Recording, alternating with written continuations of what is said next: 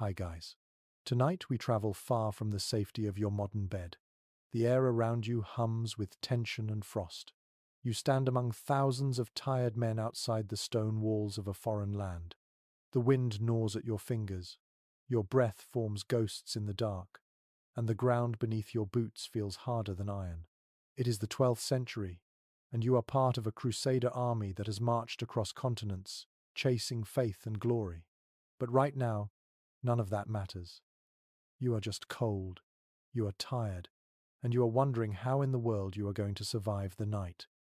You probably will not survive this, if we are being honest.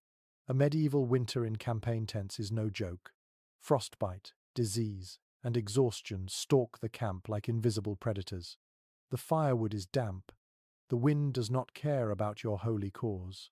Still, men will somehow close their eyes and sleep.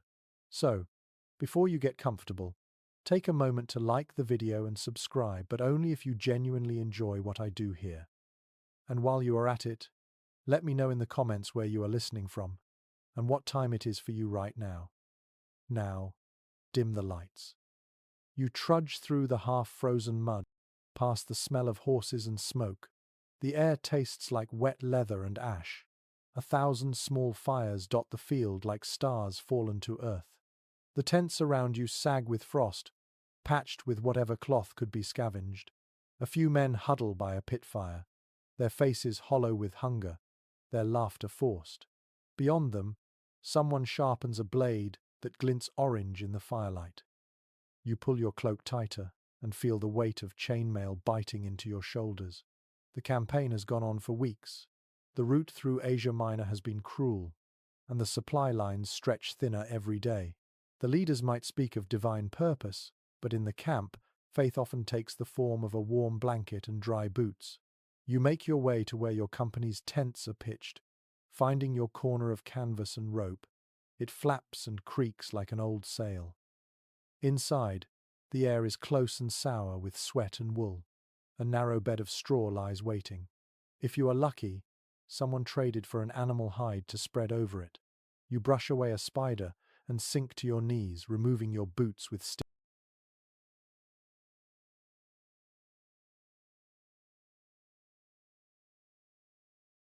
fingers. The noise outside never really stops. Men cough, horses snort, armor clanks. A drunk voice somewhere is trying to sing. And always, the wind. The sound of it passing over the camp feels like a ghost sighing in disappointment. You know from the veterans that it is better to sleep with others. Alone, you freeze. Together, bodies share warmth. So, you edge closer to the next man's mat, pretending it is only to make more space. His breath smells like sour ale, but at least it is warm. Someone throws another log on the central fire, and a brief glow lights the interior, revealing the patched walls of the tent and a cluster of weapons stacked near the entrance. You feel oddly safe in the company of those dull steel points. There are small details here that history books rarely mention. Crusaders did not sleep in shining armor every night like in paintings. Most stripped down to linen or wool under tunics, hanging their mail to dry if they could. Some even slept naked beneath their cloaks, believing the heat of the skin stayed better that way. Historians still argue whether this practice came from genuine comfort or just a half-understood idea of hygiene. Whatever the reason, it sometimes meant the difference between waking stiff and waking dead. You settle down at last, pressing your cheek to a folded bundle of cloth that pretends to be a pillow. The earth below you is unforgiving. Even through straw, you can feel the frozen ridges of soil pressing into your ribs. You shift, curl, and try to ignore it. Outside, the faint crackle of the fire fights with the moan of the wind. A horse stamps somewhere close, shaking the frost from its mane. Your thoughts drift to home, to softer beds and warmer nights. You picture the wooden beams of your village hall, the smell of fresh bread, the laughter of familiar faces.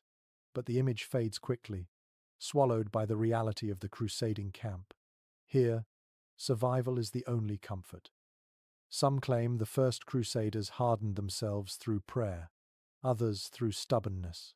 You, though, begin to realize it is not about strength or holiness. It is about small adjustments. Wrapping your feet in dry cloth before sleep, keeping a stone near the fire and tucking it under your blanket for warmth, sharing breath with the man beside you without speaking about it. These are the quiet rituals that keep a soldier alive.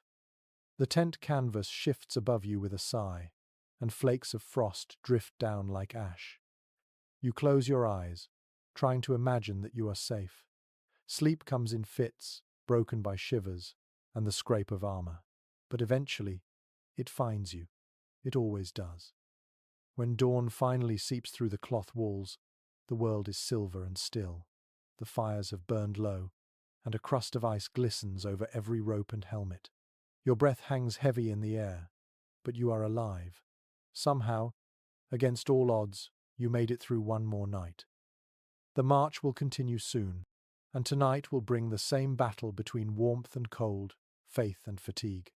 But for now, you stretch your sore limbs, blink against the pale light, and remind yourself, this is what devotion feels like when stripped of glory. Cold, hungry, and painfully human.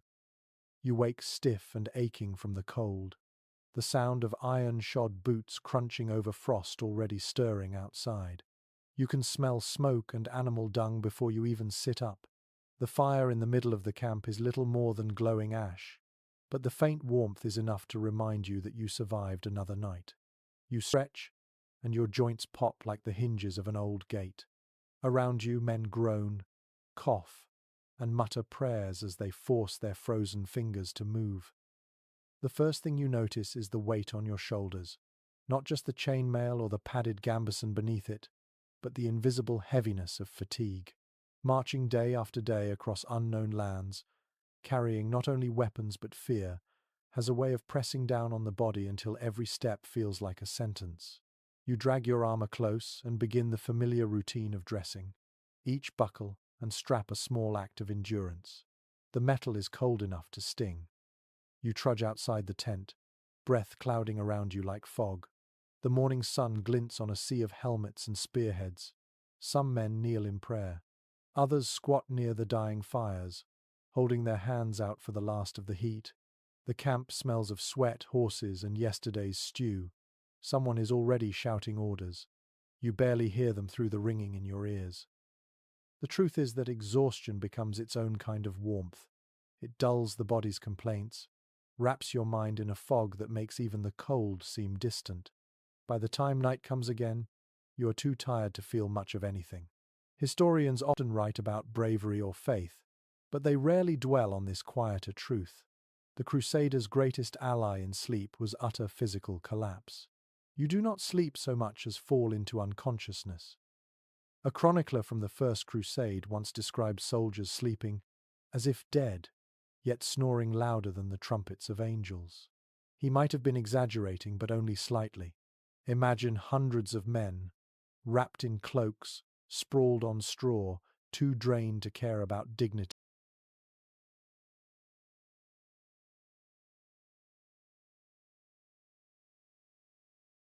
or dirt.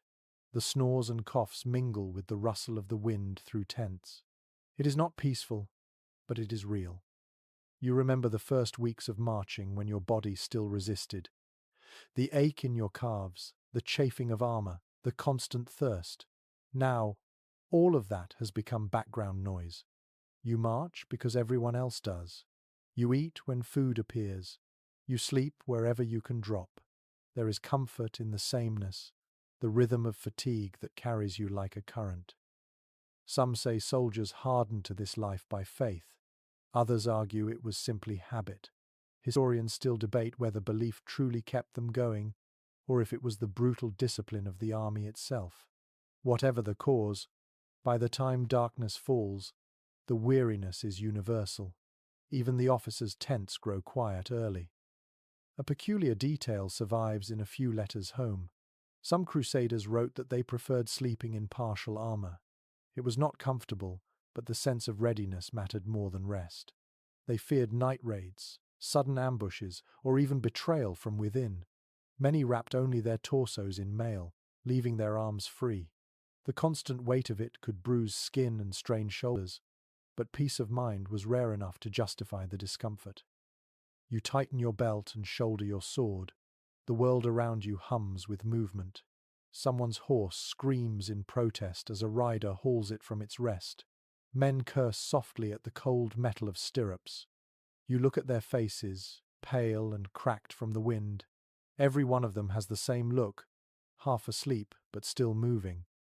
As the day drags on, you learn that exhaustion is not only physical but spiritual. It gnaws at faith, turning prayers into murmurs and conviction into habit. Yet every so often, something stirs the spirit again. A sermon, a sight of a relic, a rumor of victory. Those moments are like sparks in the ashes, enough to keep the will burning through another night. You march until your legs stop listening. Dust coats your mouth. The air shifts from biting cold to damp chill as the sun dips. The camp rises again out of the dark, fires flickering to life like constellations. You lower your gear beside a familiar patch of ground, and without a word, start to undress. The same cloak, the same boots, the same scratchy straw bed. It is almost comforting in its misery. Before lying down, you rub your shoulders where the mail has left red marks. You think briefly about removing it altogether, but the thought of losing time in the morning, or worse, being caught unprepared, keeps you from doing it. So, you simply loosen a few straps and lie back. You stare at the faint glow of the campfire through the tent flap. Outside, the night deepens, and the temperature drops again. Your body is too heavy for thoughts. Muscles hum with fatigue. Your heart beats slow and steady. There is a strange peace in that moment between awareness and oblivion. The body knows what to do. It shuts down everything that is not essential. A quirky story circulates among the men about a knight who could fall asleep standing, still holding his lance. You laugh at the idea, but secretly you understand it. The line between waking and sleeping is so thin now that you could almost drift away mid-step. You adjust your cloak, pull it over your chin, and let your breathing slow.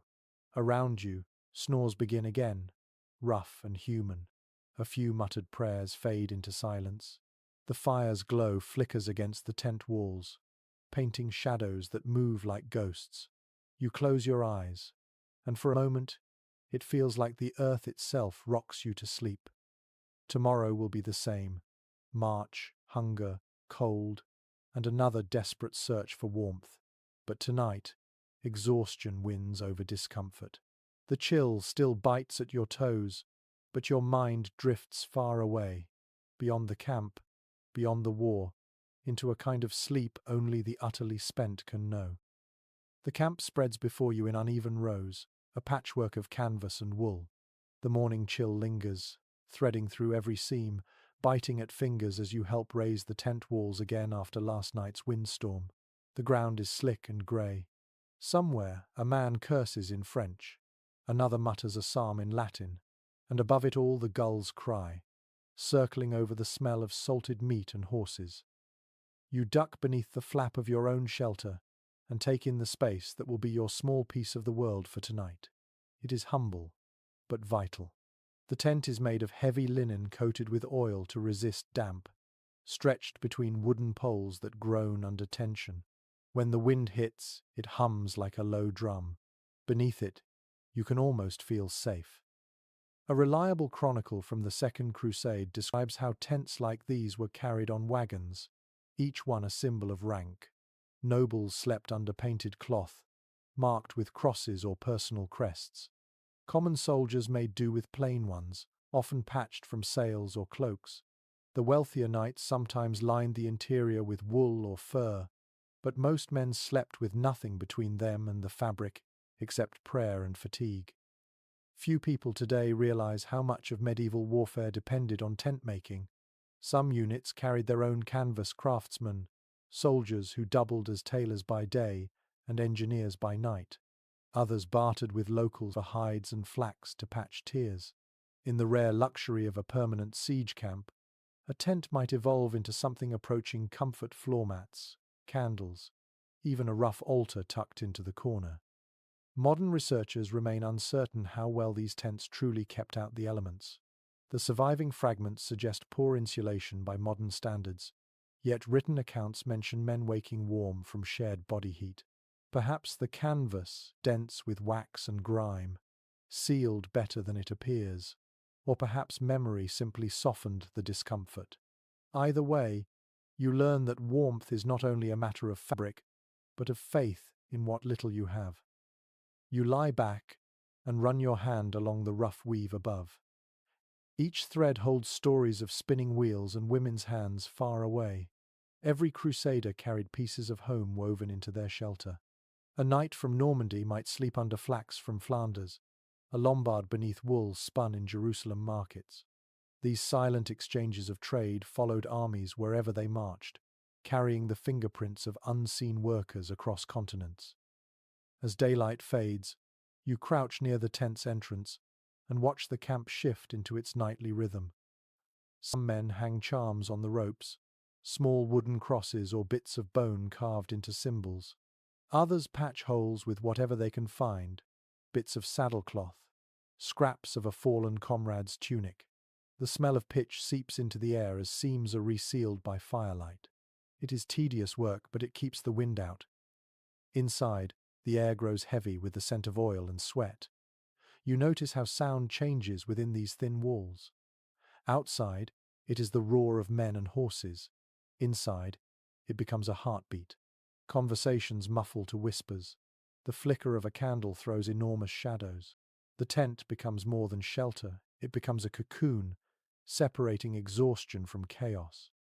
A peculiar detail mentioned in one forgotten diary claims that some soldiers sang quietly as they sealed their tents, believing certain hymns would strengthen the fabric.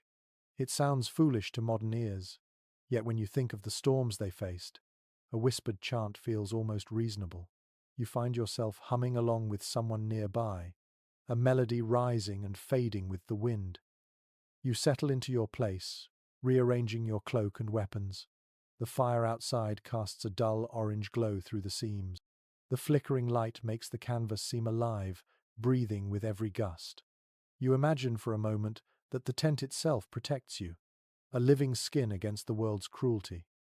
When rain begins, you listen to it drum above, steady and hypnotic. The drops merge into a rhythm that blurs thought into half dreams. Water seeps at the edges, but you are too tired to care. A few unlucky soldiers curse as leaks find them, while you shift slightly and stay dry for now. A faint voice outside recites a prayer to St. George, asking for safe rest. Another replies in Greek, their accents tangled by exhaustion. The camp slowly quiets. In the distance, a bell marks the change of watch. The night feels endless, yet strangely peaceful. You think about the way people centuries later will picture these tents grand, orderly, noble. The truth is humbler. They smell of wet wool, smoke, and human closeness. They collapse in storms and must be rebuilt by cold, numb hands. They are not symbols of glory, but of endurance. Some modern archaeologists studying Crusader camps have uncovered tiny iron hooks and scorched rings of stones, remnants of where these tents once stood. It is strange to think of all those knights reduced to artifacts no bigger than a coin.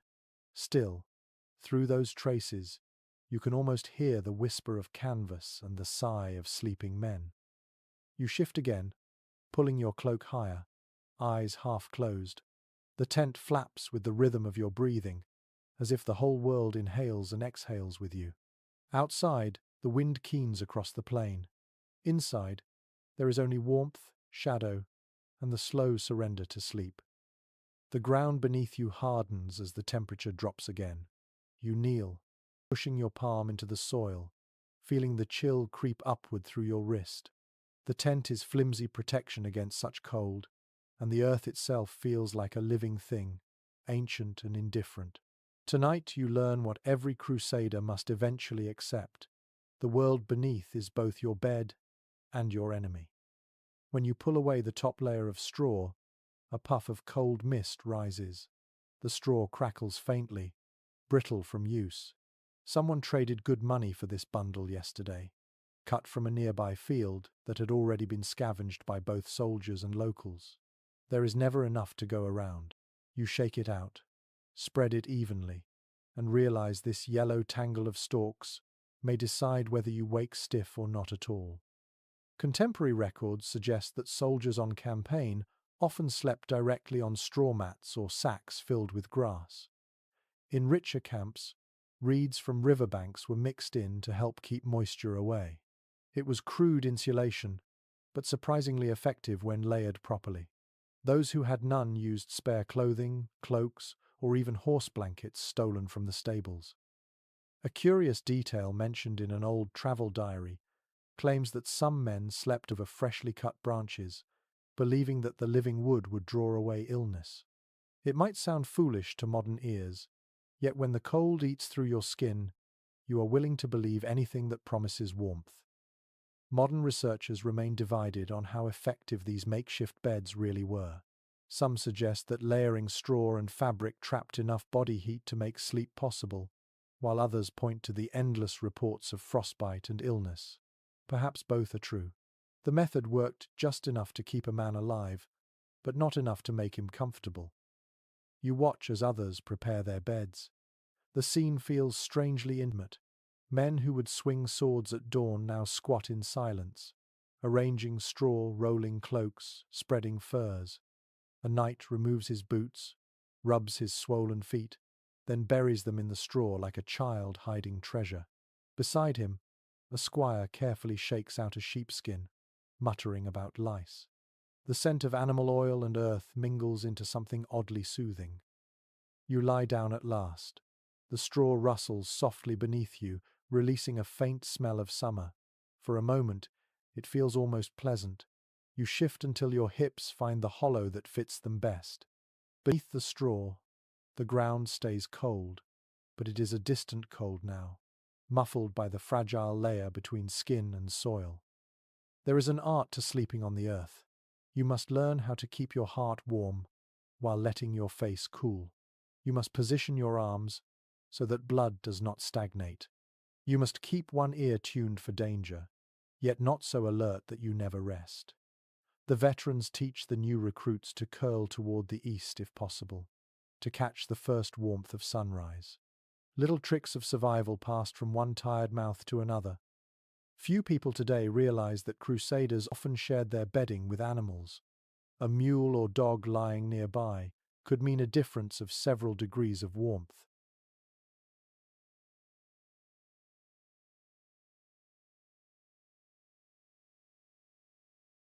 The animal's breath created a pocket of air just warm enough to make sleep bearable. There are even accounts of soldiers arranging straw around their horses' legs and sleeping right beside them, the rhythmic snorting of the beasts acting like a lullaby. You can hear that sound now, faint and steady, through the tent wall. Somewhere a horse shifts its weight, and the straw beneath you stirs in sympathy. You close your eyes, feeling the closeness of life in all its forms. The men beside you, the animals outside, the insects in the bedding, the invisible breath of the earth itself. The truth is that comfort was relative. After weeks of marching, a pile of straw felt luxurious. You have stopped dreaming of featherbeds and hearth fires. Now your fantasies involve dry socks and an extra layer of wool. The mind adapts faster than pride admits. An old soldier once told you, if you can make peace with the ground, you can survive anything. You did not believe him then, but now you understand. The earth that chills you also holds you steady. It is the same soil that has seen kings crowned and beggars buried. It accepts your weight without question. As the night deepens, the fire outside fades to a faint orange pulse. The straw shifts under your breathing, crackling softly like faraway rain. You listen to the whispers of other men settling in, a cough here, a prayer there. Someone laughs quietly, the sound dry as parchment. Then silence again. A half-forgotten superstition drifts through your mind that if you sleep close enough to the earth, you can feel its heartbeat. You press your palm flat against the straw and wait. Nothing at first, then maybe a faint tremor, or perhaps it is only your pulse echoing through the cold. You cannot tell, but the thought is strangely comforting. You pull your cloak higher and let the night take you. The ground beneath feels less like stone now, more like a slow breath rising and falling beneath your body. It is not soft, but it is honest. You close your eyes, and for a few quiet hours you belong to the same ancient rhythm that has lulled travelers to sleep since time began. The sun slips behind a bank of clouds as evening deepens, and the camp takes on its nightly rhythm again. You wander toward the glow of the fires, your breath clouding in front of you. The air smells of wet ash and horse sweat. Everywhere, men are gathering sticks, blowing into smouldering piles, and coaxing flame from reluctant sparks. It is here, around these fragile circles of light, that the Crusaders learned one of their oldest forms of alchemy, turning cold and fear into warmth and fellowship. The fires are the heartbeat of the camp. Each one belongs to a small knot of soldiers, maybe 5 or 6 men, all crouched close. The flames paint their faces in shades of orange and shadow. They talk in murmurs, their words carried away by the wind before they reach another group. You join them, holding your hands out to the flickering warmth that feels precious as gold. Chroniclers from the period record that Crusader armies often spent much energy tending their fires as fighting their enemies. Wood was scarce on many campaigns. Armies marching across Anatolia or the plains of Syria found themselves stripping orchards and tearing down wooden fences just to have fuel for the night. Some even burned the wagons that carried their food when the cold became unbearable. One overlooked detail in a soldier's letter describes how the men would bury glowing embers under ash before sleep, to preserve them for morning. It was a small miracle each dawn when a few breaths could summon fire again from the grey dust. That little ember meant coffee-like warmth in an age before such comforts existed. Experts remain uncertain how they managed fire control without burning down entire camps. Evidence from excavation sites shows only faint traces of hearths, suggesting that most fires were shallow pits lined with stones. Others believe soldiers learned to dig narrow channels so the smoke would drift sideways instead of upward, avoiding detection by nearby enemies. The truth may lie somewhere between engineering and luck. You squat beside the flames, watching the wood twist and pop. The smoke stings your eyes, yet you find yourself mesmerized. A knight across from you pokes the embers with his sword tip, pretending it is a dragon's tongue. His squire chuckles quietly, teeth flashing in the firelight. For a moment, everyone forgets the cold. The camp is alive with these tiny rituals. One man toasts a strip of dried meat, holding it just above the coals until the fat sizzles. Another warms a stone to place under his cloak later. The simplest things take on sacred importance here. You can almost taste the relief that spreads through the group as the warmth soaks into numb fingers. Few people today realize how dangerous campfires could be in enemy territory. A single spark at the wrong time could betray a whole company's position. Scouts often patrolled the perimeter, ready to smother flames if needed. Yet, men still risked it. Warmth was worth exposure. After all, what use is secrecy if the cold robs you of sleep and sanity? A peculiar story circulates through the camp, half legend and half warning. It tells of a company of soldiers who built too many fires one winter night and were spotted by Saracen riders. The attack came at dawn, catching them unarmed and drowsy. Since then, veterans teach new recruits to keep fires low and feed them only when the stars are bright enough to hide the smoke. Whether the story is truth or exaggeration, you do not care. It feels real enough in this cold. You study the men around you. Their faces look softer now, lines of worry blurred by light and fatigue. Someone hums a tune under his breath, an old folk melody that sounds out of place here but comforting nonetheless. The fire crackles in rhythm with it. Even the horses nearby have settled, their silhouettes like moving statues against the sky. The fire draws memories as well as warmth. Talk drifts toward home, vineyards in France, farms in Flanders, the scent of bread in Italian kitchens. Every spark seems to call up another image from the world they left behind. You listen quietly, the nostalgia washing over you. The warmth on your skin makes those memories almost tangible, like touching sunlight through smoke. After a while, you notice something curious. The air farther from the fire feels sharper, cleaner, filled with stars. When you step back, the world expands again, black and vast, the silence punctuated only by distant hoofbeats and a wolf's faint cry. You shiver, then step forward once more into the orange circle, where life feels possible. Modern historians often note that the fire was more than heat. It was the camp's communication system. Orders were shouted across its light, and night watches relied on it to signal changes in guard.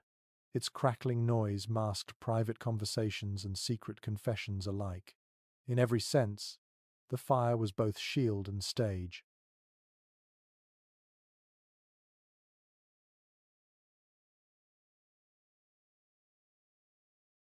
You wrap your cloak tighter and study the glowing coals. Sleep will come soon, and the embers will dim. You think of how fragile this comfort really is, how easily one gust or rain shower could erase it. You reach out a stick and nudge a coal into the center again, watching the flame bloom bright. It feels almost like hope. When you finally rise, your legs are stiff, but your body hums with warmth. You walk back toward your tent, the faint heat clinging to your clothes. Behind you, someone hums again, the tune carrying softly on the night air. The fire continues to crackle, small and defiant against the endless dark. You smile, knowing that in a world of steel and prayer, sometimes survival begins with something as simple as a well-tended flame. You wake to find frost edging your cloak and the air biting at your cheeks. The fire has burned down to pale ash, leaving no warmth behind. As you rise and stamp your feet, you think about the delicate art of keeping the body alive in such cold. It is not bravery or faith that saves you.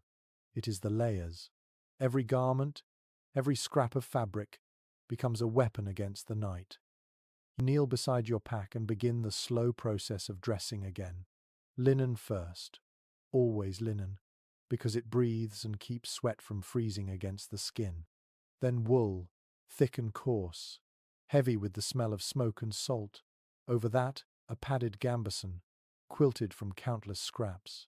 Finally, the chainmail, cold as morning iron. You shudder as the weight settles on your shoulders. It feels like wearing an entire season of winter. A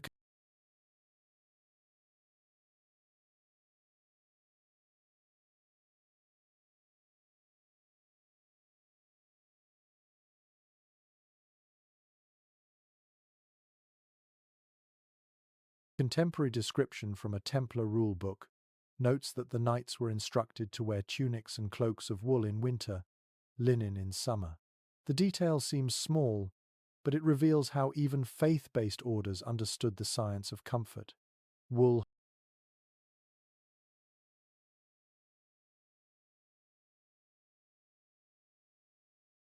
holds heat even when wet, and linen wicks away moisture. The combination became the medieval version of modern thermal layering. Few people today realize how inventive soldiers were with their clothing. Some stitched bits of fur inside sleeves, others lined boots with straw. There are mentions of improvised leggings made from horsehair rope or felt cut from saddle padding. One chronicler even joked that a certain company of Crusaders looked more like a herd of mangy beasts than men of God after weeks of such adaptation. You smile at the image. Survival was rarely elegant. Scholars still disagree about whether armor was worn at night for warmth or for safety. Some argue that the metal offered insulation against wind, while others claim it only trapped sweat and made the cold worse once removed. The truth likely depended on the climate, the season, and the soldier's luck. You imagine yourself in both states, half freezing either way. You step outside and stretch, your breath hanging in the still air. Around you, men are tightening belts, adjusting straps, checking buckles. Their movements are mechanical now, a daily ritual of resilience. The clink of metal mingles with the faint crackle of fresh fires being coaxed to life. Someone sneezes loudly. Another curses as his glove slips into the mud. It is an orchestra of ordinary suffering. As the day unfolds, you notice how much your body relies on rhythm to generate warmth. Marching, lifting, packing, each motion stirs blood through chilled limbs. The officers know this, which is why they keep the men moving even when everyone craves rest. Stagnation kills faster than battle. Later, as the sun sinks again and the camp reforms, you see men wrapping scarves and hoods before the wind returns. Layers are more than comfort now.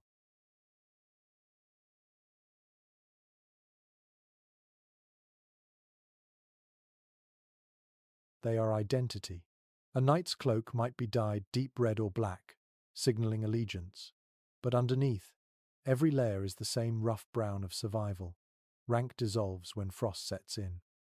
A curious superstition circulates among the squires. Never remove all your layers at once.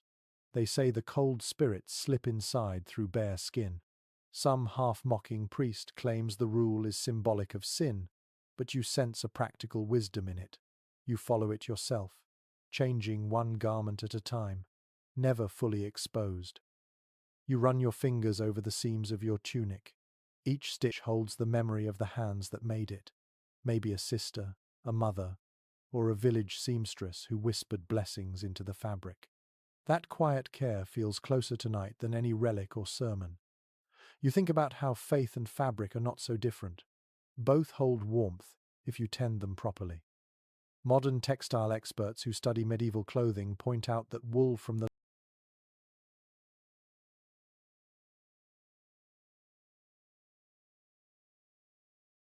Levant was softer and better spun than what Europeans brought. Some Crusaders adapted quickly, trading heavy northern cloaks for local robes.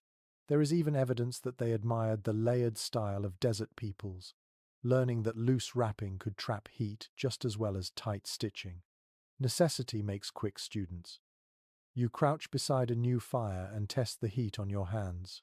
The glow seeps into your palms, then deeper into your chest.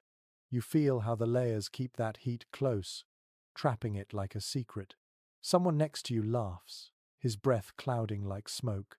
You realize the sound of laughter carries warmth too, filling the cold spaces between words. When night settles again, you stretch out beneath your cloak. The layers press close against your skin, smelling of wool, oil, and faint sweat. Each one feels like a story, a reminder that survival is made of small, practical choices.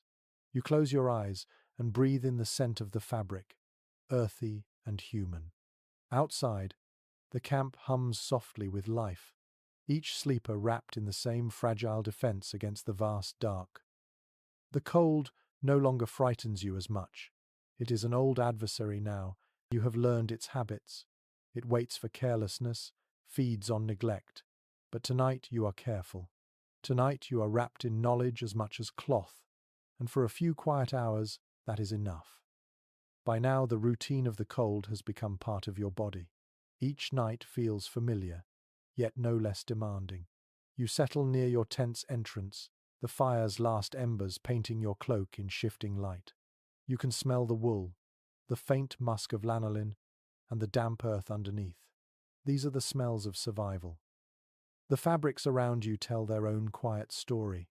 Crusaders marched beneath banners of silk, yet slept wrapped in rough wool and linen. The contrast between glory and grit could not be sharper. A fragment of an old Crusader inventory lists wool cloaks, linen shirts, and coarse canvas bedding as essential provisions. No velvet, no silk for common soldiers. Even nobles discovered that a simple wool blanket mattered more than any jewel. Few people realize how advanced medieval textile work could be. Skilled weavers in Europe produced tightly spun wool that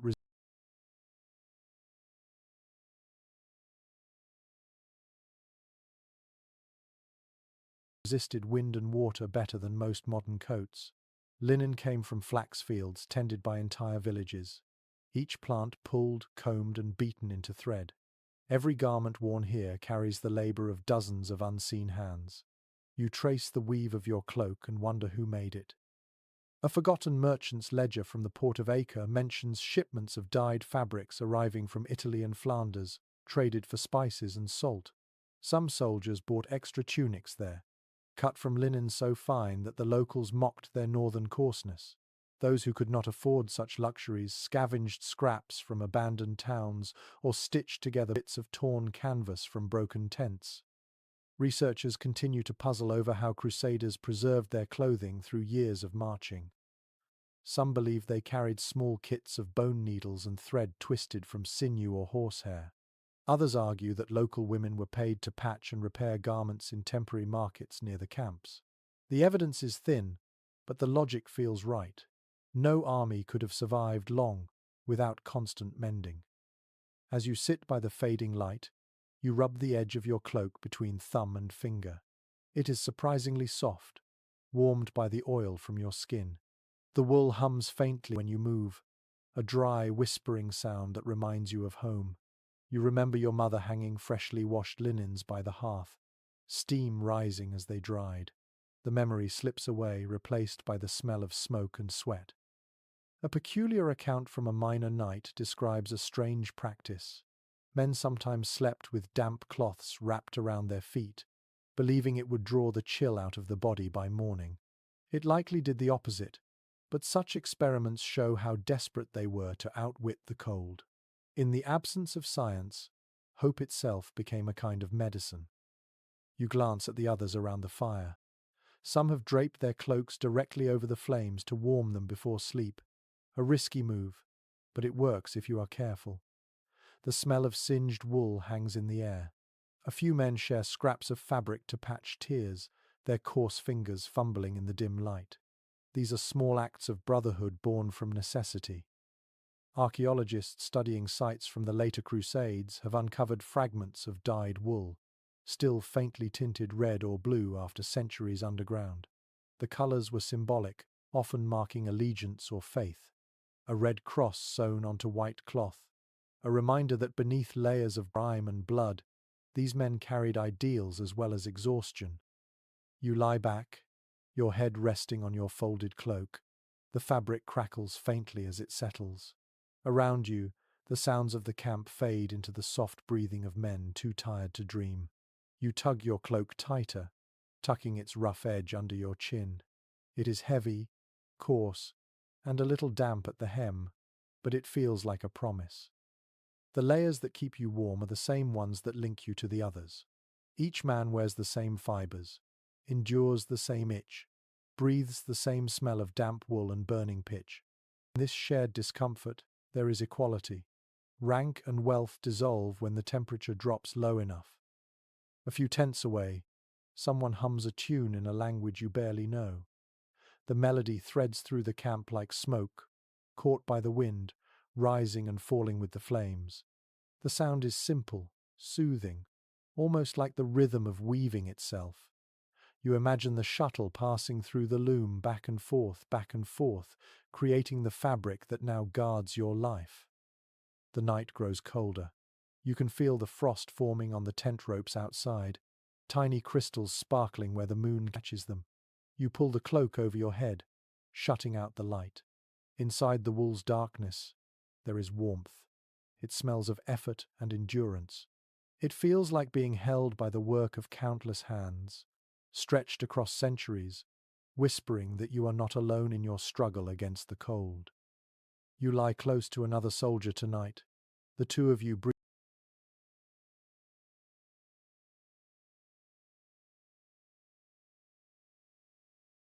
breathing the same cloud of frozen air. There is no embarrassment in it now, only instinct. The body knows before the mind does that warmth shared is warmth saved. Around you, the tent hums softly with human sounds, sniffles, coughs, the sigh of shifting weight on straw. It is a strange lullaby, rough yet comforting. A reliable description from a chronicler of the Third Crusade says that foot soldiers often slept 2 or 3 to a bed of straw, as if they were brothers born of the same womb. The phrasing sounds poetic, but you suspect it was simply practical. 3 bodies pressed together meant 3 sources of heat. It was survival mathematics, not affection. Few modern readers realize how intimate medieval life could be. Privacy was a luxury, and sleeping shoulder to shoulder was common even in monasteries and city inns. Crusader camps, with their canvas walls and bitter nights, blurred the lines between friendship, duty, and necessity. You can feel the shared pulse of exhaustion in the air, an unspoken bond that smells of sweat, smoke, and fear. An amusing but plausible note in a 12th century letter mentions that some soldiers argued over who would lie in the middle, since the center was warmest. The unlucky men at the edges often woke half-frozen and resentful. You have learned to find that sweet spot yourself, the middle where you can steal warmth without drawing attention. Specialists studying medieval military life still debate whether this close sleeping arrangement bred camaraderie or tension. Some suggest it deepened trust, forging friendships that lasted long after the campaign. Others argue it caused quarrels, theft, and disease. Both may be right. Proximity creates as many problems as it solves. The man beside you shifts, his elbow brushing your ribs. You smell old wine on his breath. He mutters something about his horse and drifts back into sleep. You can hear his heartbeat faintly, slow and steady, grounding you in this fragile world of fabric and frost. Outside, the wind sighs through the camp like a ghost searching for a door. You think of all the layers of companionship this life builds. You share food, labor, and fear. You share silence when words fail. Now, you share the simple warmth of existing together in the same narrow space. The fire outside flickers through the tent seams, making his shadow rise and fall like a tide. You wonder if you will remember his name when this campaign ends, or if he will simply become one of many faces that kept you alive through winter. A fragment from a soldier's song drifts into your thoughts, something half remembered. If I die, my brother, keep my cloak, for it remembers me. The line makes you smile, sad and sincere. Maybe the cloak does remember. Everything here holds traces of its owner, the smell of skin, the shape of breath, the rhythm of sleep. You pull your cloak tighter around both of you. The gesture is automatic. The man does not stir. His warmth spreads through the shared fabric, and for the first time tonight, your hands stop trembling. You focus on the sounds outside instead. The murmur of sentries talking softly, the faint crack of ice breaking under a horse's hoof, the whisper of distant water. Life persists in small noises. A curious discovery by archaeologists in the Levant shows traces of twin impressions in what once was a sleeping pit, pressed side by side into hardened soil, the marks of two bodies preserved in time, curled close, like mirror images.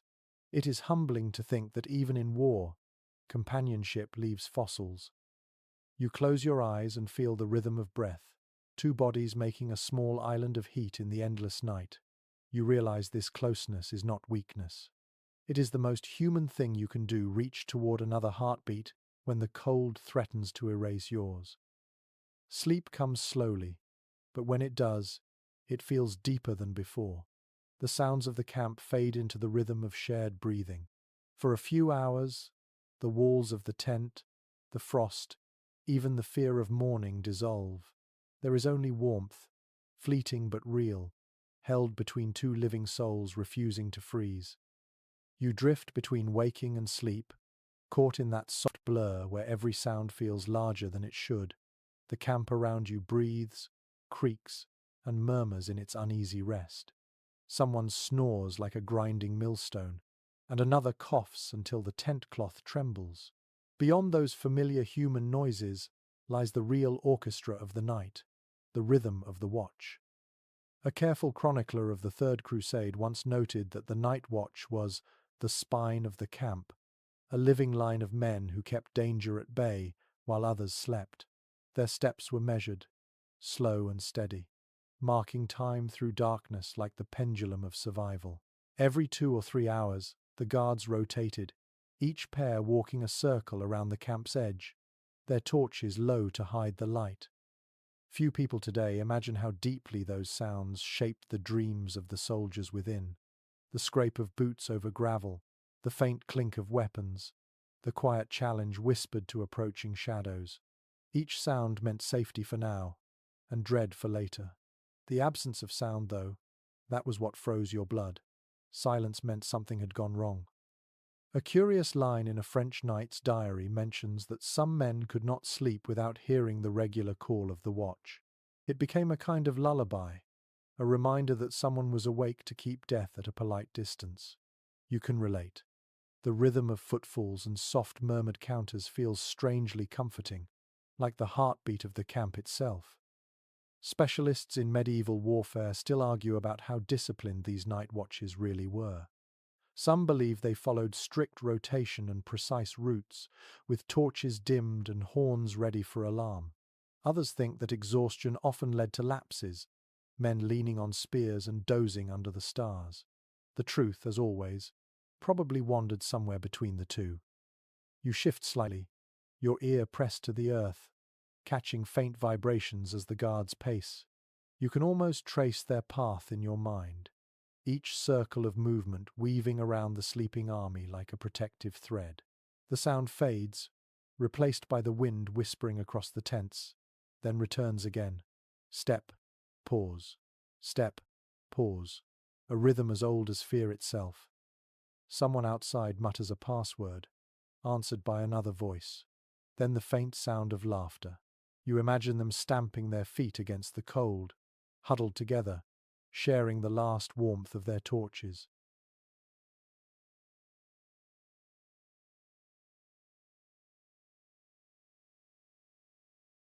The firelight throws tall, wandering shadows that stretch across the frozen ground like restless ghosts. In quieter moments, you can hear animals stirring too, horses shifting in their sleep, the faint jingle of tack, a dog padding through straw. These noises mix with the distant hum of the sentries until the whole camp becomes one great breathing creature, half asleep but still alive. A traveller who joined the armies as a pilgrim wrote that he once followed the watch's circle in the dark, counting his steps beside them. He said it felt like walking inside a living clock, each rotation marking the slow passage of danger into dawn. You picture that now, the endless loop of men guarding their comrades from unseen threats. There is poetry in that kind of monotony.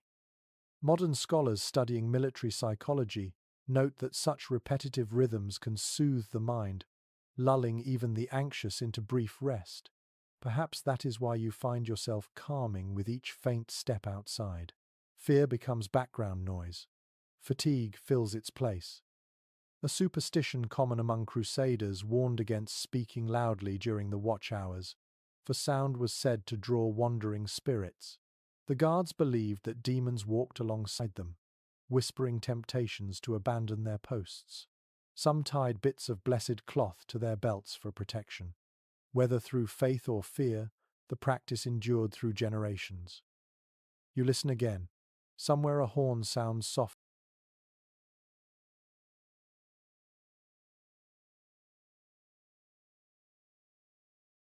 not an alarm, just a shift in duty. The tone drifts through the camp, low and mournful. For a moment it feels like part of a dream. You turn onto your side, pull the cloak over your ear, and let the rhythm guide you. The wind rises and falls. The footsteps return. A single spark flares outside, then vanishes into darkness. It occurs to you that the camp is like a great organism, with the watchers as its pulse, keeping it alive through the long night. Their movement reminds the rest of you that the world still turns, that dawn is possible. You whisper a silent thanks to whoever walks that circle now, unseen but vital.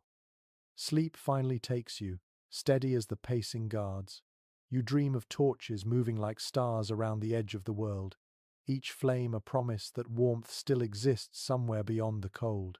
When you wake, the sun will already be rising, and the watch will have vanished into daylight, their quiet work forgotten until night returns.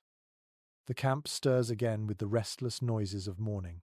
Frost glitters on the ropes, horses stamp and snort, and the pale sky begins to lighten. You stretch under your cloak and realize that the cold never truly left. It simply hid, waiting for the fire to die. As you step outside, the smell of animals greets you: hot breath, wet leather, and the unmistakable musk of manure. Yet in this rough world, the beasts are your most faithful companions. A chronicler from the time of King Richard described the Crusader camps as a kingdom of men and beasts, where horses, mules, and dogs shared every hardship. The animals ate, slept, and often suffered beside their masters. In many ways, they were as vital as weapons or armor. Without them, the army could not march, fight, or even stay warm.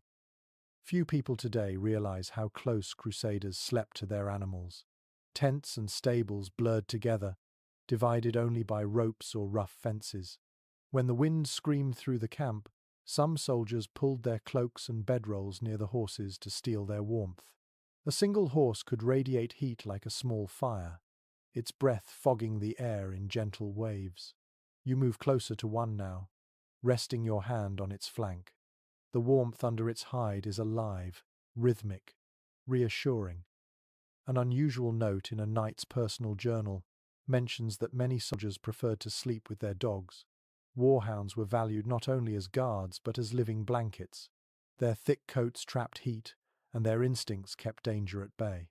One soldier wrote affectionately of a mastiff that curled around his feet every night for 2 winters straight, a friendship that outlasted most men.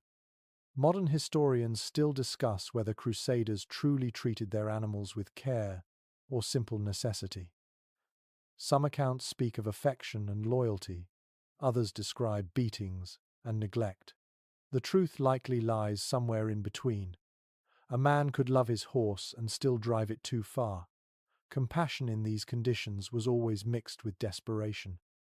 You feed your mount a handful of barley, watching it chew with slow patience.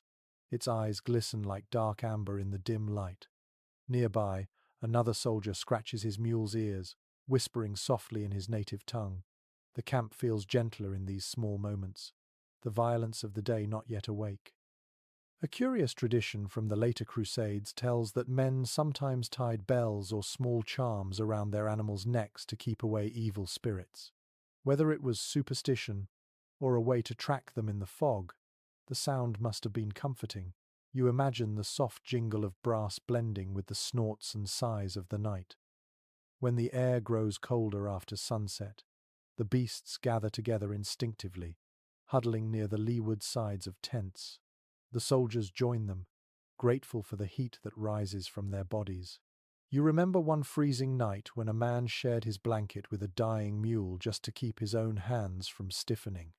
In war, pity and practicality often share the same face. Archaeological digs near ancient Crusader camps have uncovered traces of compacted soil marked by hoofprints and burned hay, evidence that fires were sometimes lit inside animal enclosures for extra warmth. The idea sounds reckless now, but for soldiers facing the endless chill of foreign plains, even danger was preferable to freezing. You close your eyes and breathe deeply. The scent of hay and horsehair fills your lungs. It is not pleasant, but it feels alive. The warmth of the beast beneath your hand travels into your bones. You understand now that survival was always a shared act, a partnership between humans and animals forged in necessity. The man beside you laughs softly, telling a story about his horse stealing a loaf of bread from the cook's tent. His laughter rolls through the morning air, light and brief. You laugh with him, and for that small instant, the camp feels like a village waking for work rather than an army preparing for hardship. As night approaches again, you lead your horse closer to your tent. Its body blocks the wind that cuts through the canvas. The rhythmic sound of breathing yours, the horses, the faint murmur of others nearby blends into one long sigh. You pull your cloak around you and lean against the animal's warm flank, feeling the pulse beneath its skin. The stars above shimmer coldly, but their light feels distant, unimportant. The world of warmth is here, in the heartbeat against your shoulder. You close your eyes, lulled by that steady rhythm, and for a little while the cold forgets your name. When the last fire fades and the night presses in, you find yourself caught between fear and ritual. Around you the camp has gone still, except for the faint murmur of prayer. For the Crusaders, sleep was never just rest. It was a small surrender to faith. You kneel near the dying glow of a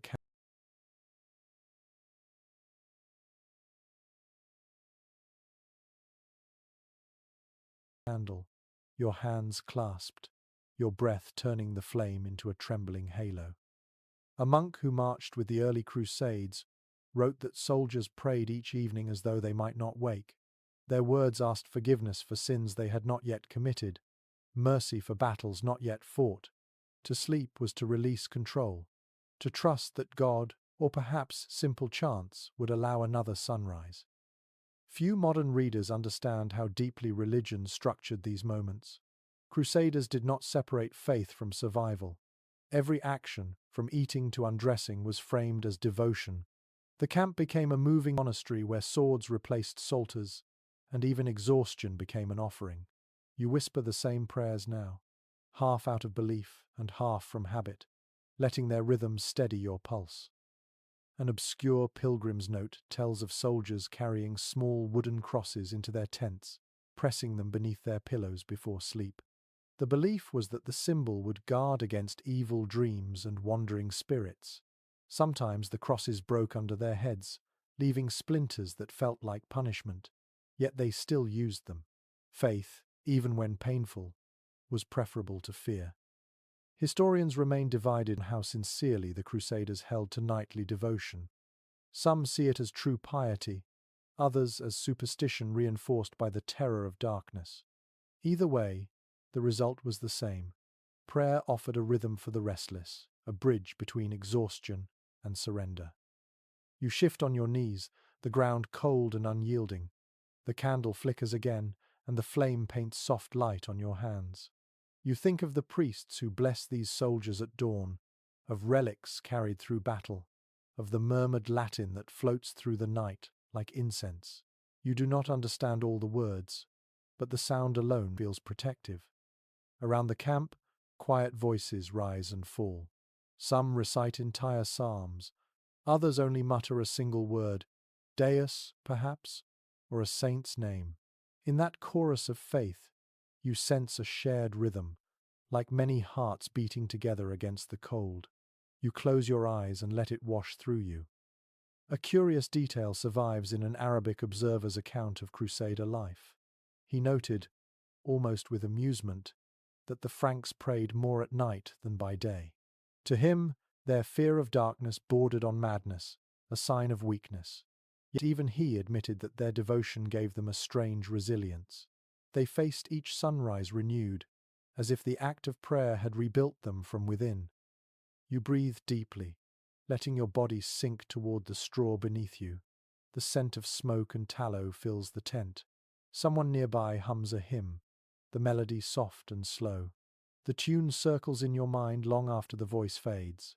For a moment, you are neither soldier nor pilgrim, just another soul asking the night to be kind.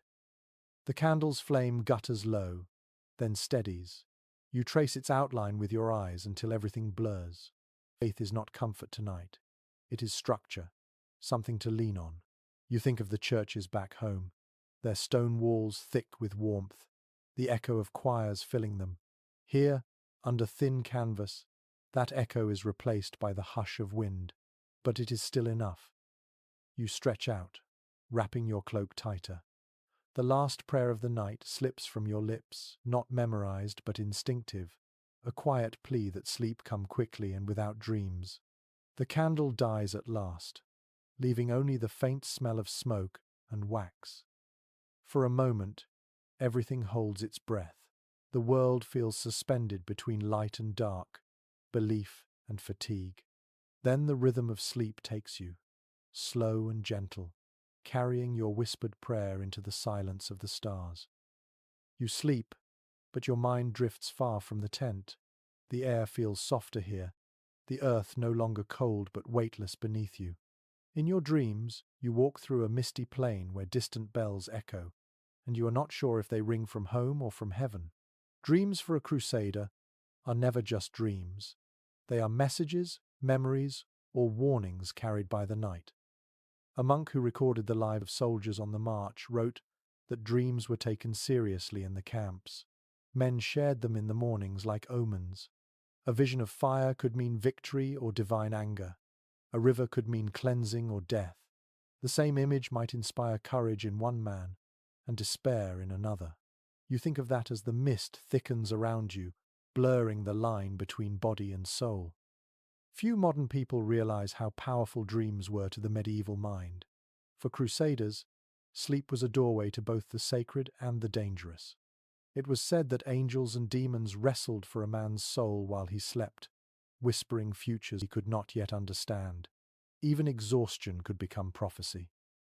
A curious letter from a knight in the Holy Land describes dreaming of his wife standing by their hearth at home, her hands bright with flour. When he awoke, he believed God had shown him her soul safe in heaven. Others mocked him, but he swore the dream felt more real than waking. Such visions gave soldiers comfort when all other certainty had vanished. Experts studying medieval belief still debate how literally these men took their dreams. Some argue that visions were spiritual armor, a way to give meaning to endless hardship. Others think they were simply born of fatigue, hunger, and the constant flicker of candlelight on the mind. The boundary between faith and fever was often invisible. You shift in your sleep, your hands twitching as if you could grasp the images passing by. You see home again, the wooden beams above the hearth, the scent of baked bread, a familiar face laughing softly. It is a memory so vivid that you can almost feel the warmth of it, but when you reach out, the figure dissolves into frost. The dream shatters like thin ice. You wake with a start, your breath visible in the cold air. The tent around you feels both too small and infinite. Someone nearby murmurs in their sleep, and the fire outside has long since died. You listen to the night and realize how fragile the distance is between peace and terror. Sleep may bring rest, but it also opens doors you cannot close. You close your eyes again and try to return to the warmth of the dream, but instead, new images come. Faces you do not know, battles you have not fought, a sky filled with strange light. You wonder if the saints truly visit in sleep, or if the human mind simply needs to imagine comfort in a world so devoid of it. An overlooked chronicle from the Hospitaller Order tells of soldiers dreaming collectively on the eve of great battles. They claim to see the same signs, crosses burning in the sky, angels wielding swords, or rivers of blood turning to gold. Historians remain uncertain whether this was coincidence, mass suggestion, or something deeper. Whatever the cause, those dreams often pushed men forward with renewed conviction. The night stretches long, and though your body lies still, your mind travels across continents. You visit home again, your childhood fields now covered in frost, the faces of your family glowing faintly like candlelight behind glass. Then the image fades, replaced by endless plains, tents, and stars. You are back in the crusading camp, and everything feels both real and imagined. Dreams are generous liars. They promise warmth to the freezing, reunion to the lonely, forgiveness to the guilty. You feel all of that at once, and realize how much your waking hours depend on these illusions. Without them, the cold would win. Outside, the first light of dawn touches the tent seams, painting faint gold lines along the canvas. You exhale, realizing that somehow you have slept through the worst of the night. The dreams are already dissolving, but they have left behind a strange calm. You are not sure whether to thank God or your own exhausted brain, but either way, the gift of sleep feels divine. You sit up slowly, rubbing your eyes. The camp is beginning to stir again. A rooster crows from somewhere near the stables, and the smell of smoke returns as someone rekindles a fire. You pull your cloak tighter, grateful for the dull ache in your limbs that proves you are alive. The dream still lingers faintly at the edge of your thoughts. You cannot recall its details, only the feeling of warmth and the sound of bells fading in the distance. Maybe that is all it was meant to give you a reminder that, even here in the harsh heart of the world, the mind can still find beauty in the dark. You wake with your throat dry and your skin burning. The air feels heavy, thick with the sour scent of illness. Around you, the usual rustle of morning has changed. Coughs echo longer than before, and the groans of men rising sound slower, heavier. You sit up, pulling your cloak close, and realize the cold has found a new way to attack. It is no longer just outside your body, it is inside it. A careful account from a chronicler of the First Crusade tells how fevers and chills moved through camps like invisible armies. Men would go to sleep healthy and wake, shaking uncontrollably, their teeth rattling, their fingers blue. The cold had patience. It waited for fatigue to weaken the flesh, then crept in through every breath. Few people today understand how exposure shaped medieval life. Without proper shelter or medicine, the line between exhaustion and death was terrifyingly thin. Some soldiers wrapped themselves in every scrap of cloth they could find, yet still trembled through the night. You can feel that same trembling now, crawling from your spine to your fingertips. A forgotten letter from a hospital medic describes a strange cure, heating stones in a fire and pressing them against the chest to drive out the chill. It worked sometimes, he claimed, though perhaps only because the warmth felt like hope. Another method involved drinking hot wine mixed with garlic or crushed herbs. You recall seeing a knight nearly gag on such a mixture once, his eyes watering while his friends swore it would save him. Modern historians remain divided about how many soldiers truly died from exposure rather than combat. Some estimate the number was nearly equal. Others argue that chronic fatigue and malnutrition disguised the symptoms. You suspect the truth lies in the middle. Death was rarely tidy enough to categorize. You look around the tent. One of your companions is still lying flat, his face pale under the morning light. His breath fogs faintly, but his hands are still. You nudge him gently, and he stirs, eyes glassy. "Just tired," he mumbles, though his voice quivers like stretched cloth. You leave him a piece of bread you cannot afford to spare. Outside, the camp feels subdued. Fires burn lower, and the sound of metal is muted. Men cough into their sleeves. A few sit hunched over, staring into the dirt. The healers move quietly among them, carrying wooden bowls of water and strips of linen. The smell of vinegar lingers, sharp and clean. It mingles with the smoke of burning herbs that someone insists will drive away sickness. An intriguing note in a Persian observer's report mentions that Crusaders seemed obsessed with smoke as purification. They burned juniper, pine resin, even horse dung, believing the fumes cleansed the air. The logic was simple. If it smelled strong, it must be strong against evil. You wrinkle your nose at the memory of that stinging cloud, though you remember how it gave a strange comfort on freezing nights. The medics themselves are a study in contradiction. Some pray as they work, crossing themselves between each patient. Others mutter curses when bandages freeze to wounds. Their tools are simple: knives, needles, cups for bleeding, and whatever cloth they can find. You watch one man heat a small blade in the fire, the metal glowing orange. The light flickers against his weary face, and you can see both devotion and despair in his eyes. A veteran beside you speaks quietly, saying that the cold takes a man more gently than the sword. It lets him drift away in his sleep, his breath slowing until it simply stops. You do not know if he says it for comfort or warning. Either way, you find yourself pulling your cloak tighter, as if that could hold your life in place. By evening, the sickness has deepened. The healer's tent glows with candlelight, the silhouettes of bodies shifting within. Someone outside whispers a prayer to Saint Roche, protector against plague, though no one knows what illness stalks the camp tonight. The men speak of cursed winds or bad water. One claims the cold itself has a soul, that it moves from tent to tent like a jealous spirit. You laugh softly at the superstition, but not entirely.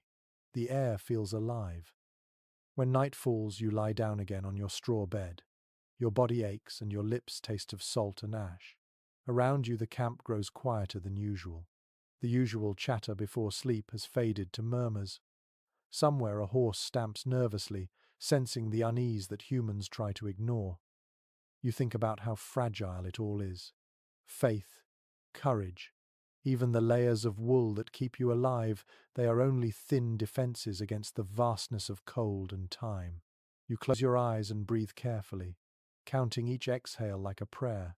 For now, the fever has not taken you. You are still here, wrapped in sound and breath, and the stubborn will to live. The wind rises again, and the tent shivers as if alive. You feel a spark of warmth from the small fire outside, faint but real. It touches your cheek like a blessing. You decide that must be enough for tonight. You pull your cloak to your chin, whisper a single line you barely remember, and drift toward a shallow, uneasy sleep. The morning light creeps slowly into the camp, pale and uncertain. You wake to the sound of soft voices outside, women's voices.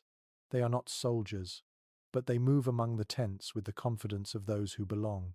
They carry buckets of water, baskets of bread, bundles of linen.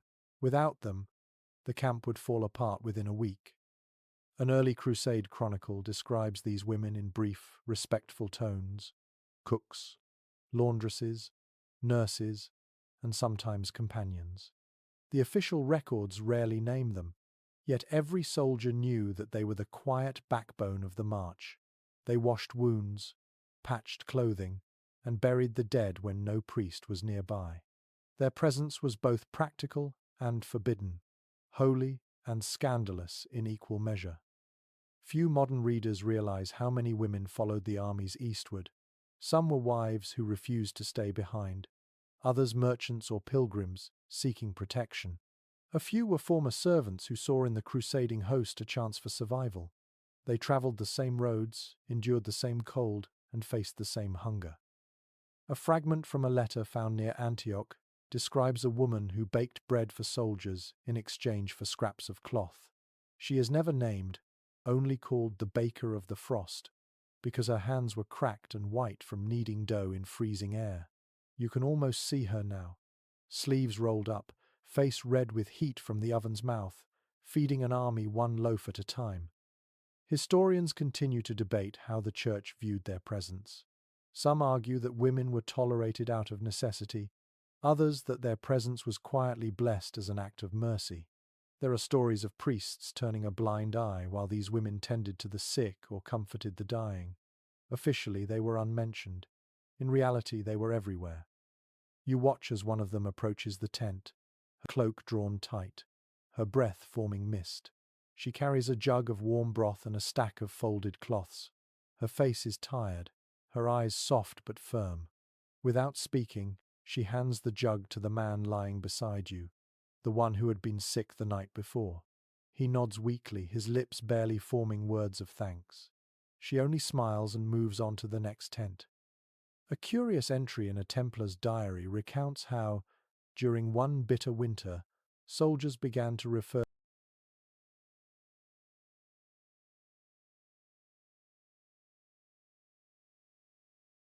to the women as angels of straw, because they always seemed to appear at the worst moments with blankets or food.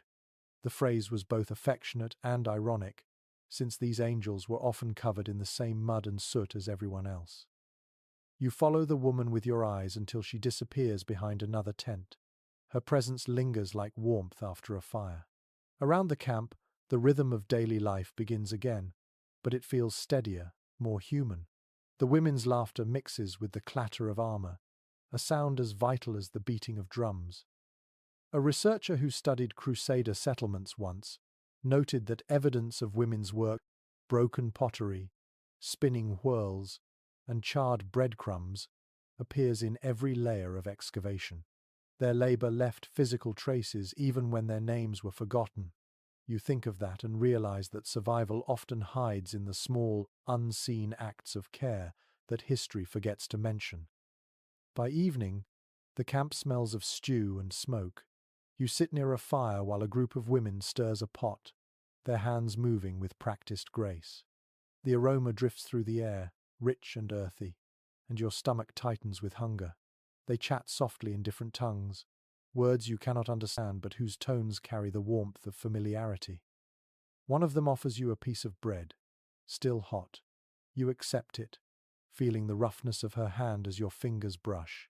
For a moment, the distance between soldier and civilian, sinner and saint, dissolves. You both exist simply as people trying to stay alive. A curious rumor circulates through the men, claiming that a few women carry small relics, locks of hair, splinters of supposed holy wood, to keep the cold and death away. Whether it is true or not, the belief brings comfort. In this landscape of frost and faith, anything that keeps fear quiet is sacred enough. As the fire burns lower, you watch the women finish their work and retreat to their own tents. The camp grows quieter, and the stars return overhead, sharp and countless. You lie back, the taste of bread still on your tongue, and think of how history will remember the knights and kings, but not the hands that warmed the broth or mended the wounds. You close your eyes with that thought, the last image of the day, not of banners or battles, but of tired women walking through the smoke, carrying the warmth of humanity in a world that had almost forgotten it. The next camp is larger, spread like a small city across the valley floor. Smoke rises in slow curls from 100 fires, and the sound of hammers and voices fills the evening air. As you walk between the rows of tents, you notice how the shelters change shape with rank. The closer you get to the command tents, the thicker the walls of fabric, the brighter the lamps, the softer the ground beneath your boots.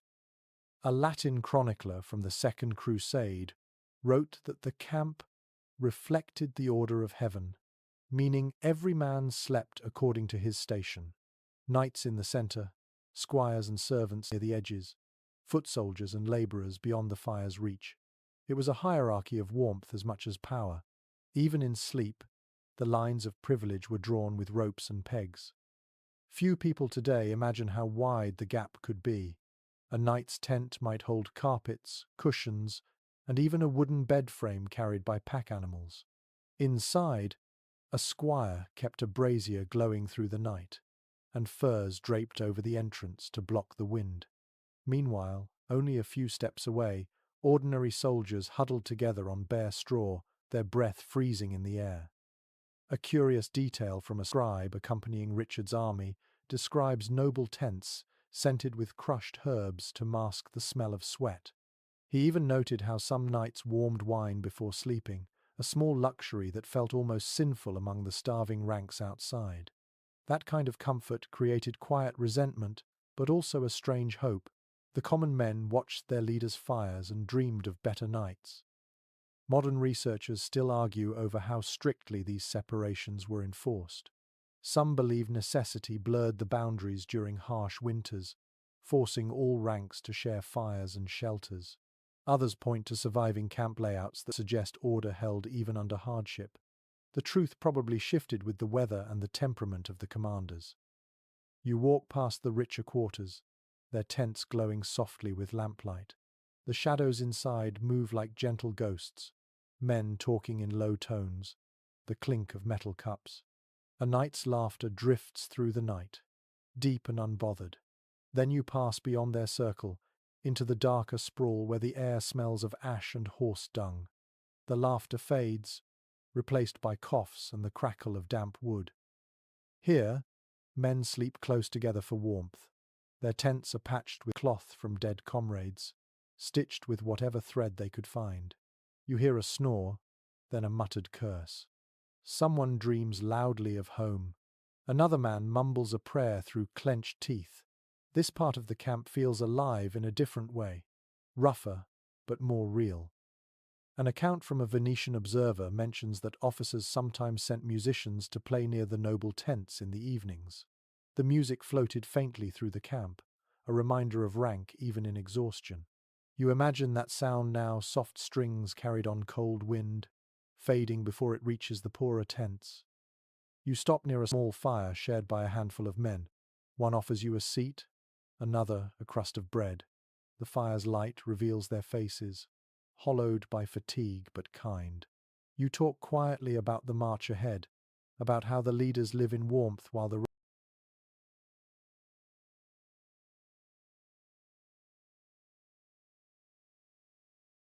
rest freeze.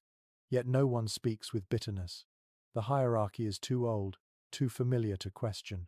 Survival leaves little room for envy. Still, as the night deepens, you cannot help but glance toward the distant glow of the night's fires. Their silhouettes move against the canvas walls like shadows in a dream.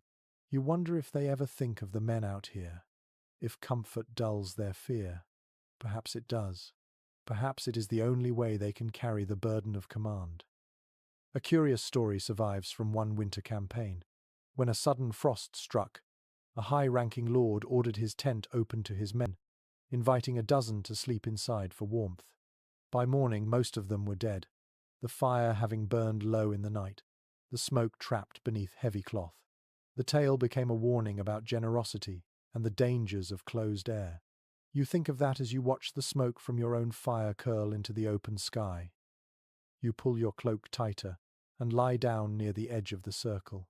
The sound of laughter still drifts faintly from the noble tents, but it no longer stings.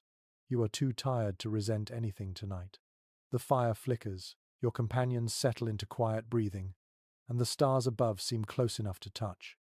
The ground beneath you is as cold as ever, but the knowledge that the same wind touches kings and soldiers alike feels oddly comforting. You close your eyes and let that equality lull you towards sleep, a small rebellion against the invisible walls of rank that surround the camp. By now, the camp no longer feels temporary. Wooden stakes rise around the perimeter, forming rough palisades. Ditches have been dug, watchtowers built from scavenged timber, and the fires burn in neat circles. You can smell the difference immediately. This is not a wandering army tonight. This is a fortress that breathes. A contemporary account by a Crusader engineer describes how armies fortified their camps whenever they paused near enemy ground. They built earthworks, drove sharpened stakes into frozen soil, and used overturned wagons to form barriers. In those long nights of waiting, even soldiers became builders. The act of hammering and digging gave purpose to fear. Few people today appreciate how skilled these armies became at constructing defenses from nothing. The tools were simple axes, shovels, rope, but the results could withstand siege for days. By dusk, the outer walls looked sturdy enough to deter raiders, though everyone knew they were little more than symbols of control against chaos. An interesting note found in a Byzantine observer's chronicle mentions that Crusaders often blessed their newly fortified camps, sprinkling water from helmets and reciting Latin prayers over sharpened stakes. To them, wood and faith worked hand in hand. A fence was both a physical defense and a spiritual line drawn against evil. Modern scholars still discuss whether these camps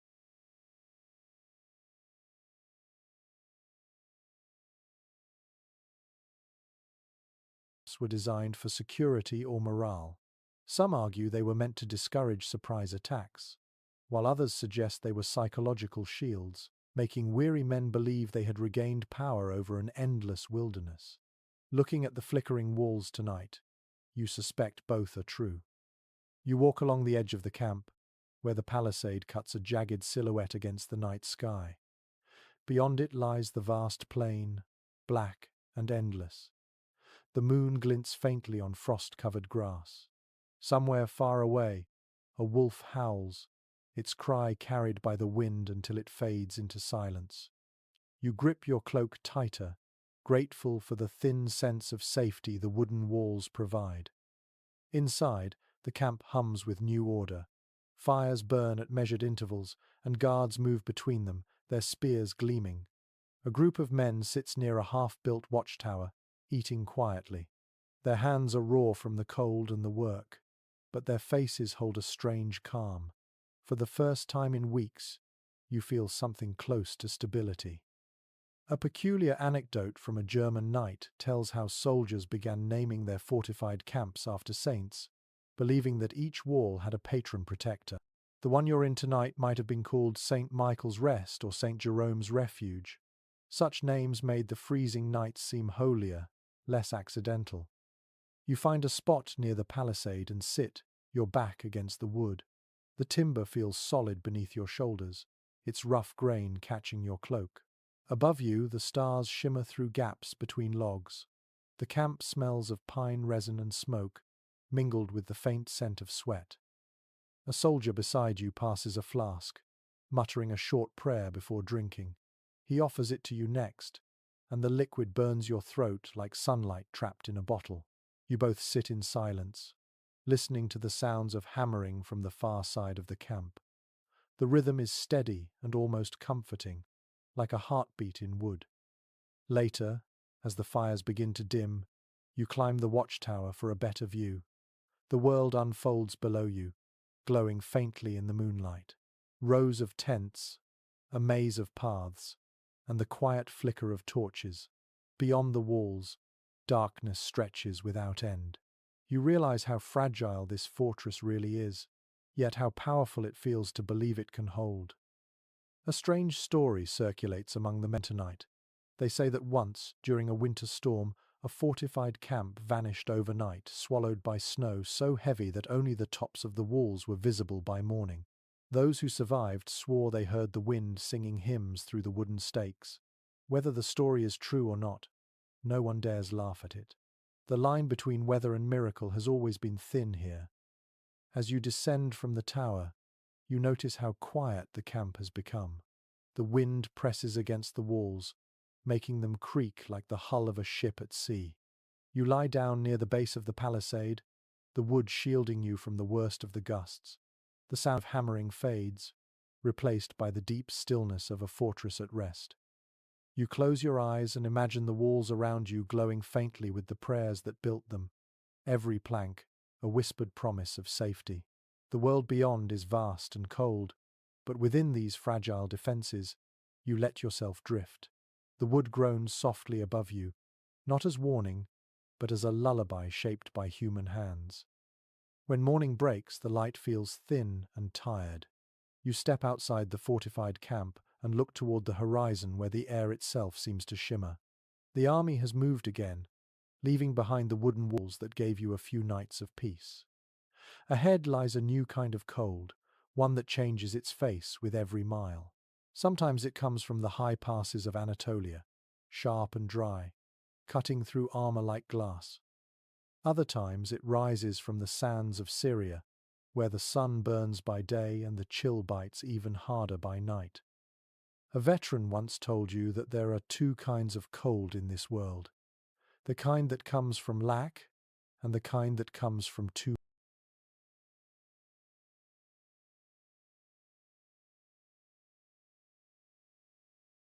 much.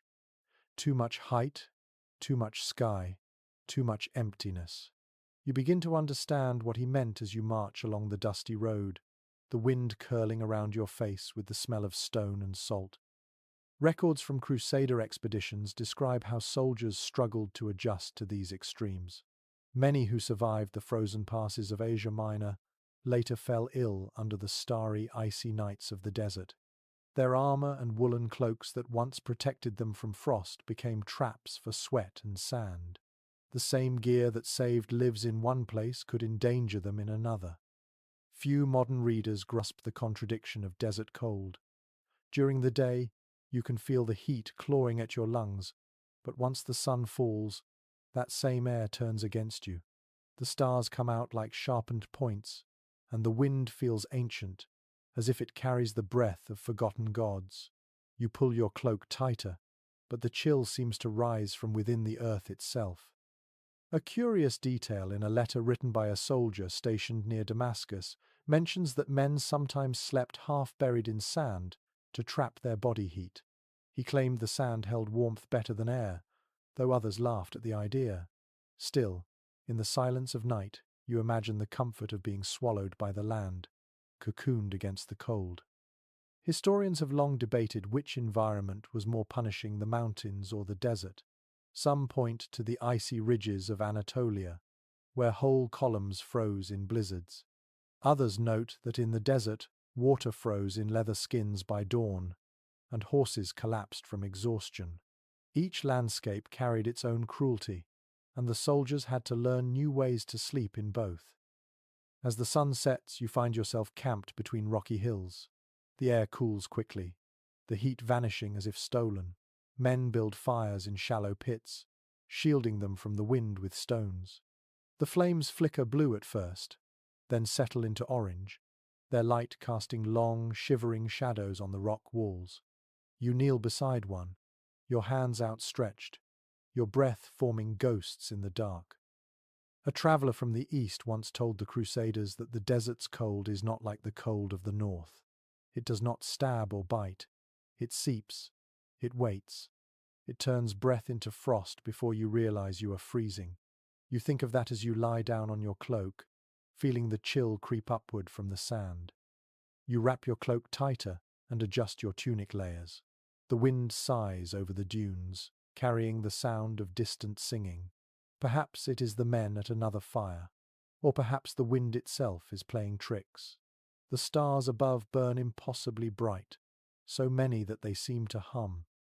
An old superstition whispers that those who sleep under too many stars lose part of their soul to them. Some soldiers cover their faces with cloth before sleeping, as if to keep the sky from seeing too much. You smile faintly at the thought, then follow their example, drawing your hood low. The air tastes of dust and salt, sharp and clean.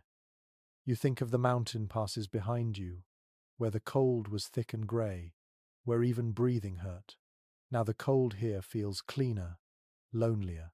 You realize that survival is not about fighting the temperature, but learning to listen to it, to move with it like a second pulse.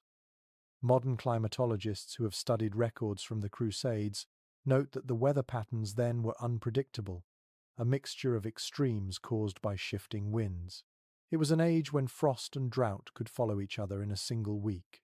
You find some comfort in that chaos, as if the world itself was as restless as the people who marched across it.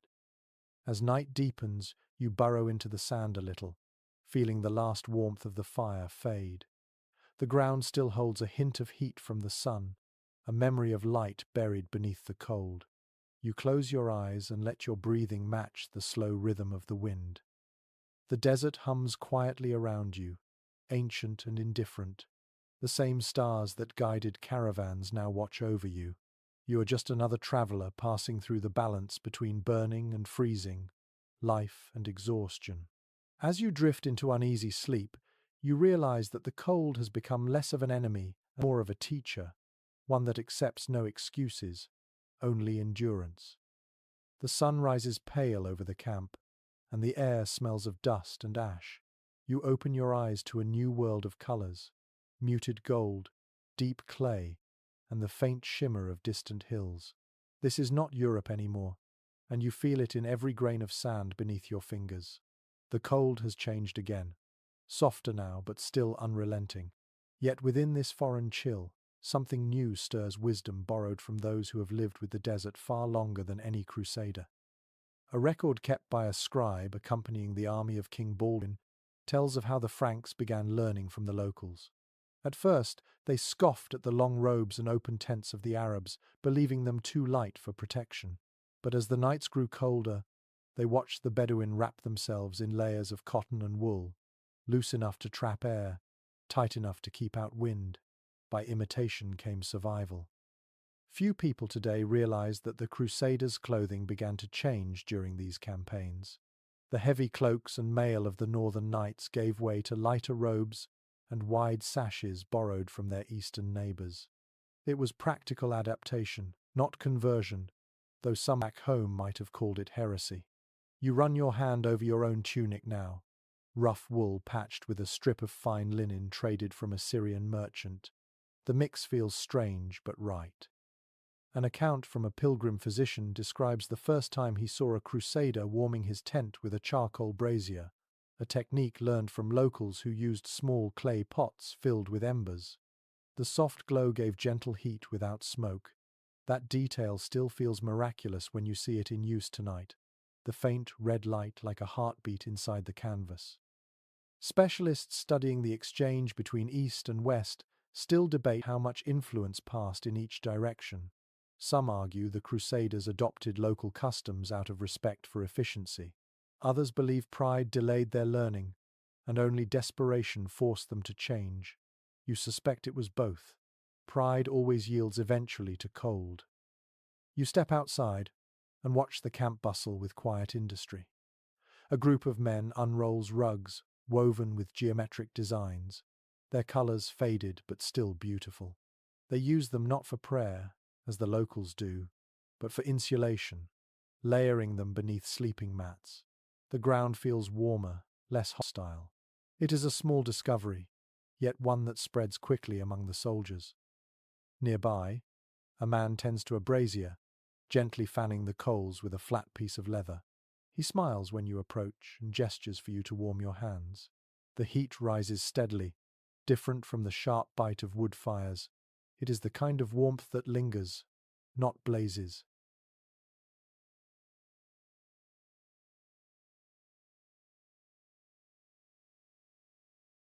You realize that the locals have mastered the art of conserving energy, not wasting it. Every flicker of flame is precious. A peculiar story circulates in the camp tonight, one that has already grown into legend. It tells of a knight who mocked a local trader for wearing a long robe instead of armor. When a sandstorm struck that evening, the trader wrapped himself completely in cloth and survived, while the knight suffocated beneath the weight of his mail.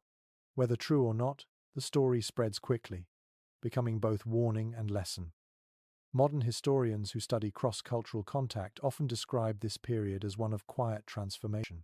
Beneath the noise of war, there was an undercurrent of exchange. Spices for steel, fabric for discipline, knowledge for stubbornness. Even enemies recognized each other's wisdom when survival demanded it. As night falls, you return to your tent. The brazier glows faintly, and you arrange your cloak and robes around it as you have seen others do. The warmth spreads evenly, touching the fabric, the straw beneath you, and the air around your face. It feels like breathing inside a whisper. Outside, the camp murmurs with life. Men speak softly, some reciting Latin prayers, others repeating Arabic words they barely understand. A strange harmony has formed between languages. The sounds of hammering have faded, replaced by the rhythm of voices and the hiss of cooling metal. You lie back and stare through the open flap of the tent. The stars above are bright and endless, mirrored by the tiny lights of the camp below. For the first time since you left home, you feel a sense of balance. You are still a crusader, still far from everything familiar, but you have borrowed comfort from those who know the land better. A scholar centuries later would write that the greatest lesson of the Crusades was not conquest but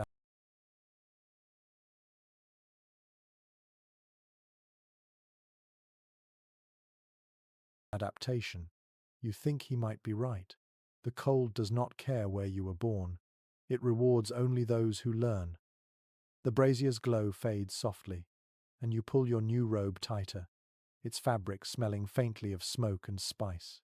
The warmth is steady now, human and borrowed, proof that knowledge can cross even the sharpest divides.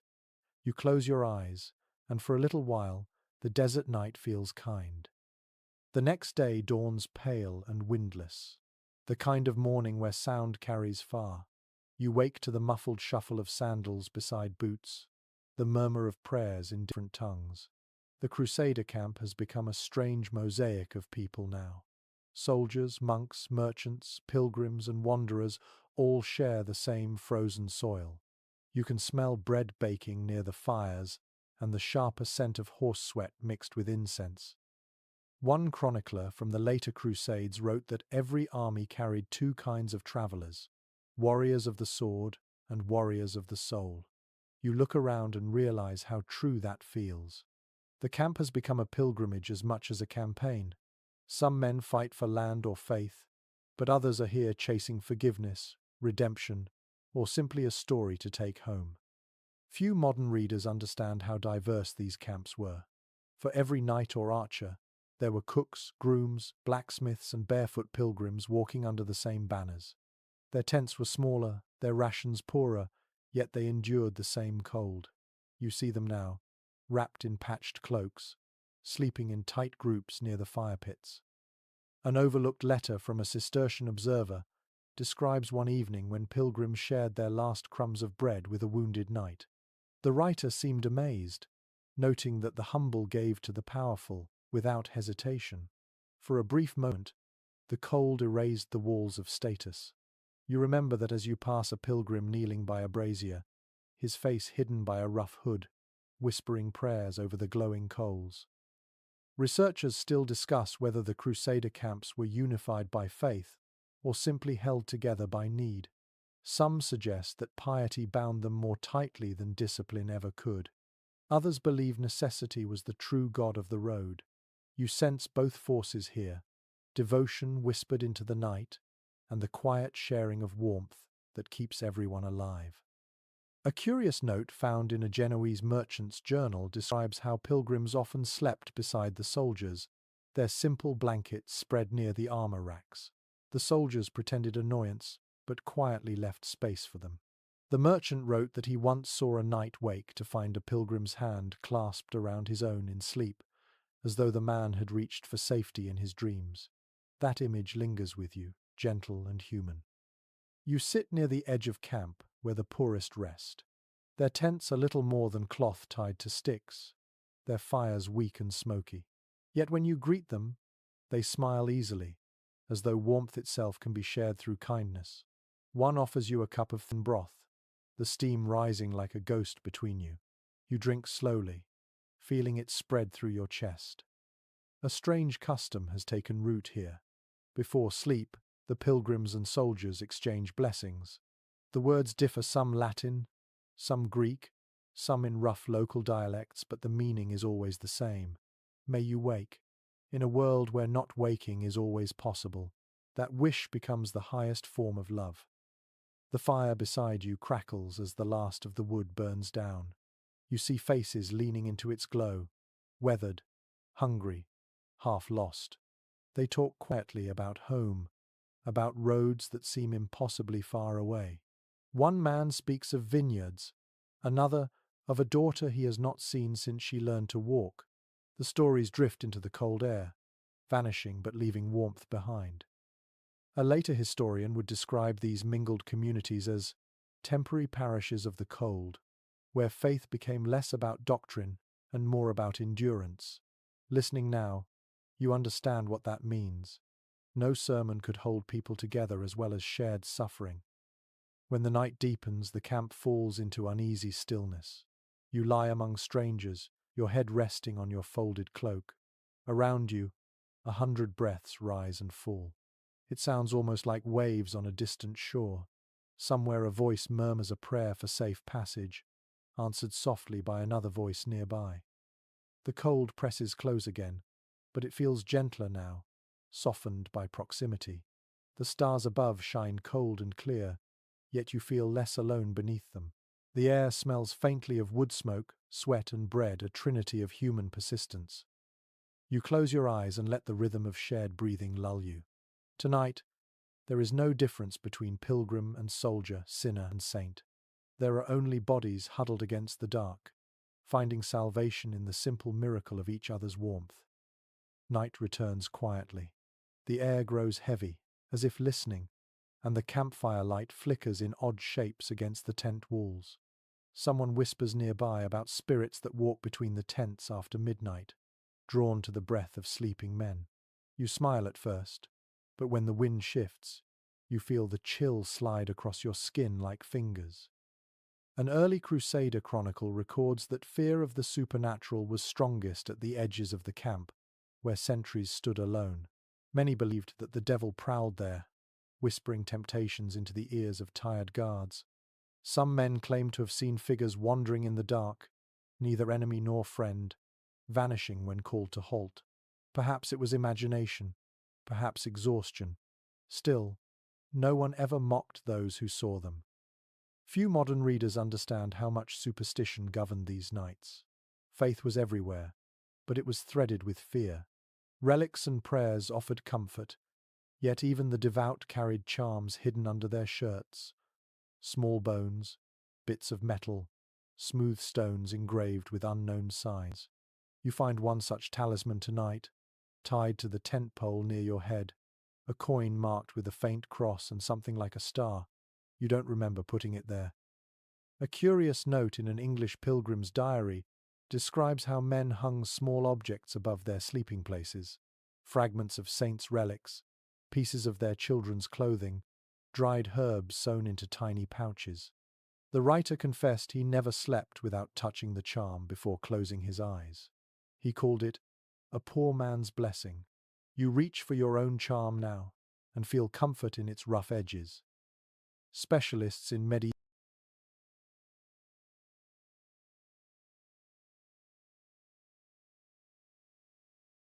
medieval religion still debate whether these practices were considered superstition or simply personal prayer. Some argue that the Church condemned such objects as remnants of paganism. Others suggest they were tolerated because belief itself was a kind of warmth. It was easier to forgive fear than to forbid it. You listen as another story ripples through the campfire circle. A man swears that he heard voices singing in the sky the night before a snowstorm. Another says he saw blue lights move between the tents, flickering like lanterns. The veterans nod quietly, neither agreeing nor doubting. After enough nights like this, you stop needing explanations. The fire snaps, sending sparks upward. For a moment, they look like tiny souls escaping. You rub your hands together, the motion rhythmic, almost ritualistic. Someone tosses a handful of salt into the flames, muttering a prayer to ward off bad luck. The salt pops and hisses, and everyone exhales in relief. Small rituals make large fears manageable. A fragment from a chronicler's notes in the Holy Land mentions that the Crusaders sometimes blended local beliefs into their own. They adopted the habit of burning certain resins and saying quiet invocations to angels before sleeping. These mixed traditions puzzled later historians but made perfect sense to those who lived them. The cold night was vast and mysterious. Any comfort was sacred. You lie back, staring at the tent ceiling, and the shadows seem to shift in slow patterns. You know it is only the firelight, yet the movement feels alive. You remember a tale told earlier in the march, that souls of those who froze in battle wander the camps, drawn to the warmth of the living. No one laughs when such tales are told. Too many have seen shapes that disappear when approached. Outside, a gust of wind sighs through the ropes. Somewhere, a tent flap lifts, then settles again. You hold your breath for a moment, listening. There is only the faint hiss of the fire, the rhythm of sleeping men, and the deep, slow heartbeat of the camp. You release the air slowly, letting the fear slide out with it. Modern psychology would call these night visions symptoms of exhaustion and stress, but that explanation belongs to another age. Here, in this half-lit world, belief is the language of survival. You whisper a few words yourself, not to a saint this time, but to the night, asking it to be merciful. The fire outside dies to embers. The last sound you hear before sleep takes you is the flutter of the tent cloth, as if something unseen brushed past. Maybe it was only the wind, maybe not. In this place, faith and fear share the same blanket, and you learn to rest beneath both. The next morning arrives grey and heavy, the sky low enough to touch. The air smells faintly of smoke and bitter herbs. You wake slowly, your body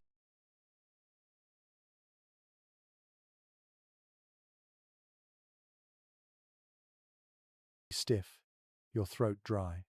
Around you, the camp stirs to life again, but the usual sounds feel subdued. Men cough more than they talk. Somewhere, a healer shouts for hot water, his voice cracking with fatigue. A monk who served as a field medic during the Second Crusade once wrote that sickness was a quieter enemy, yet one that never sleeps. The cold brought fevers, the damp brought infections, and superstition filled the spaces medicine could not reach. You think of that as you watch a line of men shuffle toward the healer's tent, each clutching his stomach or arm, wrapped in layers that no longer keep out the chill. Few people today realize how fragile medieval medicine truly was. Knowledge came from ancient texts, trial and error, and half-remembered remedies whispered between soldiers. Garlic boiled in wine for a cough, vinegar on wounds, crushed herbs for warmth. Sometimes these helped, sometimes they only gave comfort. Still, faith in the cure was often stronger than the cure itself. An intriguing detail from an Italian apothecary's notes lists the ingredients he carried east with the Crusaders: camphor, mint, myrrh, dried rose petals, and powdered bone. He believed that every illness had a smell, and that fragrance could chase sickness away. You catch a faint hint of those same smells now drifting from the healer's tent. Modern scholars continue to puzzle over how medicine and faith intertwined in these camps. Some describe it as chaos, others see it as a reflection of the age's deep spirituality. The healers prayed as they worked, not because prayer replaced skill, but because it steadied trembling hands. You can hear their voices now, low and rhythmic, blending with the rattle of pots and the hiss of boiling water. You sit near the entrance, watching. A man beside you pulls a small pouch from his belt, unties it, and reveals a paste made of honey and ash. He smears it over a cut on his arm, wincing at the sting. He explains that a priest told him the mixture draws out corruption.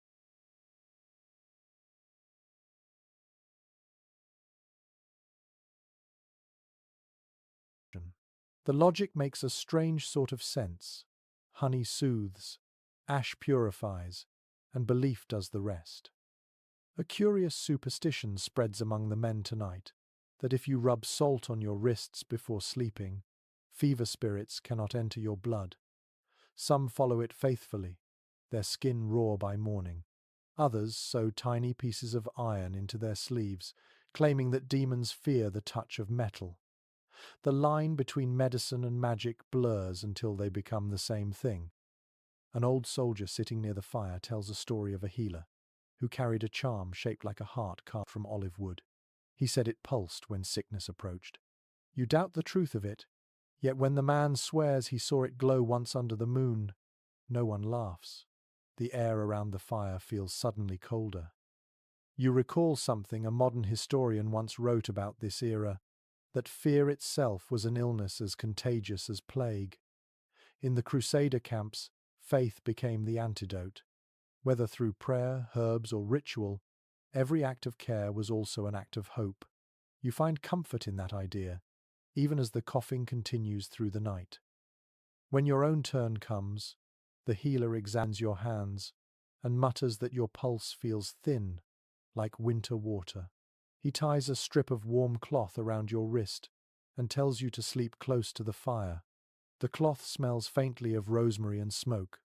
You thank him, though you are not sure if it helps. Later, lying beside the flames, you feel the first warmth of the evening spread through your body. Someone nearby grinds herbs in a bowl, the rhythmic sound almost musical. The scent of mint and vinegar drifts through the tent, sharp but comforting. For a moment it reminds you of your mother's kitchen back home. The memory eases the ache behind your eyes. Outside, the wind carries faint chanting from the healer's tent. The sound rises and falls with the firelight, a fragile chorus of faith against the endless cold. You close your eyes and listen. Whether it is prayer, medicine, or magic hardly matters. The act of care itself feels holy enough. You pull the rosemary cloth closer to your face and breathe in its scent until it fills your lungs. Sleep comes slowly but kindly, the fever receding with each exhale. Around you, the camp settles once more into uneasy stillness, and the night watches over the wounded like a silent guardian. The wind changes again that night. It smells of rain and cold iron, and the air feels heavy enough to crush sound. You know before the first drop falls that the storm will be bad. The sky has that bruised color that soldiers learn to dread. The fires hiss and die in seconds as rain begins to pour, sudden and hard.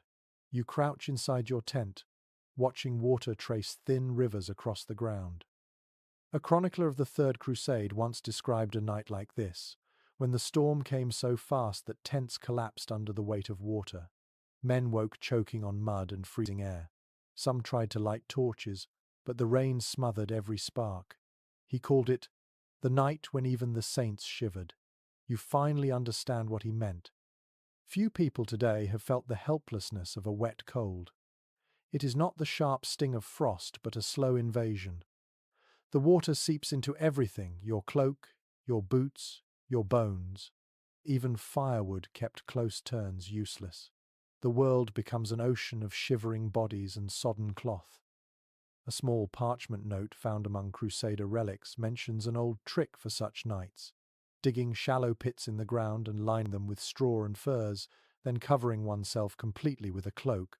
The earth, the writer said, remembers the warmth of the day. You decide to try it, scraping at the mud with your knife until a hollow takes shape. It feels absurd, but desperation breeds invention. Modern researchers often argue about how soldiers endured such weather. Some believe they simply accepted suffering as divine trial, others that they relied on the stubbornness born of habit. Perhaps they are both right. You stop searching for meaning in the discomfort. You simply exist within it as they did. The rain grows colder. Water runs down the tent walls in silver streaks. You press your cloak tighter, your fingers numb. A neighbor mutters nearby, his voice nearly lost in the storm. He says that when fire fails, song keeps death away. Then he begins to hum, low and rough. Soon others join, voices scattered but brave. The tune has no words, only rhythm soft, circular, defiant. A curious note in a troubadour's letter from this era describes soldiers singing through nights of rain. He claimed the melody carried warmth through the camp like invisible fire. You can believe that now. The sound surrounds you, human and trembling, and for a moment the rain feels less cruel. The tent shifts as the wind picks up again. A pole creaks, a rope snaps. You press your shoulder against the canvas, holding it upright. The weight of water presses down, and you think briefly that you might be buried alive by your own shelter. Then the gust passes, and you breathe again. Lightning flashes somewhere far away, turning the camp into a world of white for a heartbeat. In that brief light, you see the outlines of men and animals hunched together, wrapped in every layer they own. The thunder follows like the roll of drums from an unseen army. The sound fades into the steady rhythm of rain. An odd superstition spreads among the younger soldiers, that lightning strikes only the unblessed. Some begin to make the sign of the cross each time the sky flashes. Others stay perfectly still. Convinced movement draws divine attention. You can feel the tension ripple through the camp, fear dressed in faith. Inside your tent, the floor puddles beneath you. You lift your belongings onto your lap to keep them dry. The air smells of wet wool and smoke. You think about the fragility of everything around you, the cloth, the ropes, even your own resolve. And yet, despite the misery, there is a strange beauty in it too. The storm strips away the pretense of glory. It leaves only survival, raw and equal. Hours pass. The rain softens to a whisper. You crawl from your hollow and find the camp transformed. The fires are gone. The ground shines like glass, and every tent drips with cold jewels of water. A grey dawn waits beyond the clouds. You can hear men moving slowly, wringing out their cloaks, laughing weakly at their own soaked misery. A scholar centuries later would write that the Crusaders learned to make peace with the elements, not because they conquered them, but because they endured them. You believe that. The night has taught you humility, the kind that settles deep in the bones. You wring out your cloak and lay it flat, letting the faint morning light dry its edges. The world smells clean again, rinsed of smoke and pride. You lie back on the damp earth, close your eyes, and let the last drops of rain fall softly onto your face. The storm has passed, leaving behind silence and the quiet relief of still being alive. The sun rises pale and distant, its light thin as paper. You open your eyes to frost clinging to every surface, each blade of grass turned into a tiny dagger of ice. Around you the camp wakes slowly, men moving stiffly, their breath rising like smoke from smouldering coals. There is no conversation, only the muted rhythm of survival. You stretch, and your joints pop like frozen branches. A chronicler from the army of Frederick Barbarossa once wrote that mornings were the true test of a crusader. The nights were harsh, but the dawn was colder. It was then that courage meant the simplest acts. Standing up, walking to the fire, putting one foot before the other. Faith and bravery might fill songs, but discipline kept men breathing. Few modern readers grasp how structured these mornings had to be. Even in the worst cold, the army followed routine. Fires were rekindled before sunrise, weapons checked, tents rolled, animals fed. No matter how numb the hands or how heavy the frost, every movement had order. Habit was the armor against despair. An entry from a soldier's letter describes this ritual in vivid detail. "We rise as the light comes," he wrote, "and move as though commanded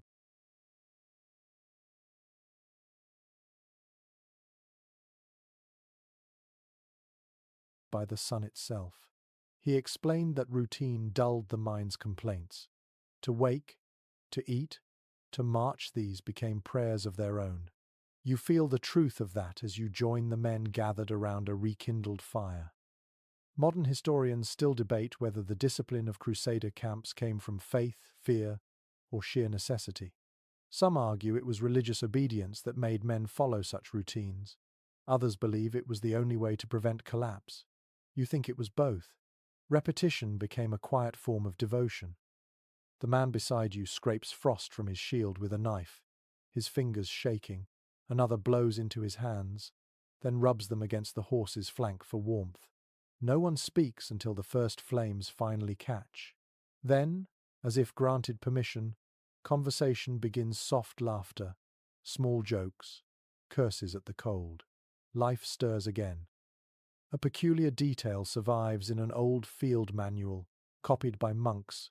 Soldiers were advised to keep moving even after waking. "Let no man linger," it says, "for the frost will steal him if he stands still." The phrase makes you smile. It sounds like superstition, yet the wisdom behind it is sound. The cold respects motion, not pride. You rise and begin packing your gear. The ground crunches beneath your boots. Your hands ache as you fold the stiff fabric of your cloak, still damp from the storm. You work without thinking, each task a small meditation. The rhythm calms your mind, giving the illusion of control.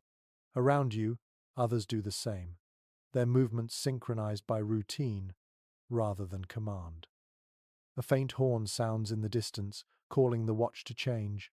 The sound rolls through the camp like a sigh. You look up to see the faint shimmer of sunlight creeping over the frost. Everything glows silver for a moment: the tents, the armor, even the smoke rising from the fires. It is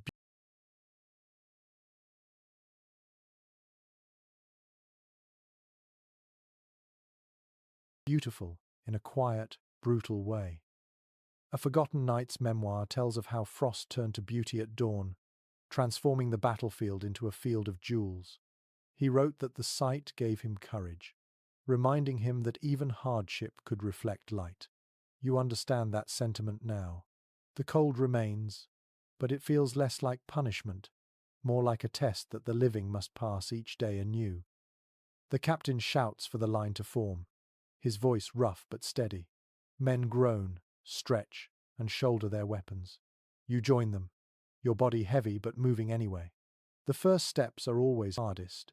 The frost cracks beneath your boots, sending small shards flying. The sun climbs higher, and the glittering landscape begins to melt into mud once more. As you march, you notice something quietly miraculous. Each breath you take becomes a small cloud in the air, and when you look back, hundreds of those clouds trail behind the army like steam from a living machine. It is proof of life, visible against the cold. You smile to yourself, because in this world, even breathing feels like defiance. Later that night, when you finally rest again, you think of this morning's frost. The image of sunlight catching on armor and straw stays with you. It reminds you that order and endurance can be their own form of beauty. Sleep comes slowly, but it comes without fear. The body, disciplined by routine, finds rest as naturally as it once found exhaustion. You drift into dreams where frost glows instead of bites, where the dawn feels like a blessing instead of a warning. The cold is still there, patient and eternal, but tonight it feels almost friendly, as if it too admires your persistence. The next evening brings a strange quiet to the camp. The air feels thick with thought rather than noise, as if the whole army is holding its breath. You sit by the fire, watching the smoke rise in delicate spirals, and for the first time in weeks you feel the urge to write, or at least to remember. The nights have begun to blend together, but memory, fragile as it is, must be kept alive. A Crusader clerk once confessed that he wrote letters home during the coldest hours of the night. His ink froze, his fingers stiffened, yet he said the act of writing warmed him more than fire. "It reminds me," he wrote, "that I am still a man, and not only a weapon. You understand him now. The mind needs its own kind of shelter." Few people today realize how much writing and storytelling meant to those who traveled so far from home. Even men who could not read dictated their words to clerks or friends. Letters, prayers, scraps of parchment, they were pieces of life carried across continents. You have seen soldiers whisper their thoughts into the fire, as if hoping the smoke itself would deliver them to the people they loved. A curious fragment from a surviving Crusader letter mentions a soldier describing the cold without bitterness. He wrote that frost made men honest. "In comfort we pretend," he said, "but in cold we remember." His letter ends abruptly, as though the ink ran out or his courage did. You think of that unfinished line and wonder what truths were left unsent. Modern historians often debate how much of the Crusaders' experience survives in their words. Some believe the letters were polished for church and family, filled with holy rhetoric. Others argue that the raw pain of these accounts is too sincere to be performance. Perhaps both are true. Faith and fear can live side by side on the same page. You watch the firelight flicker on the faces around you.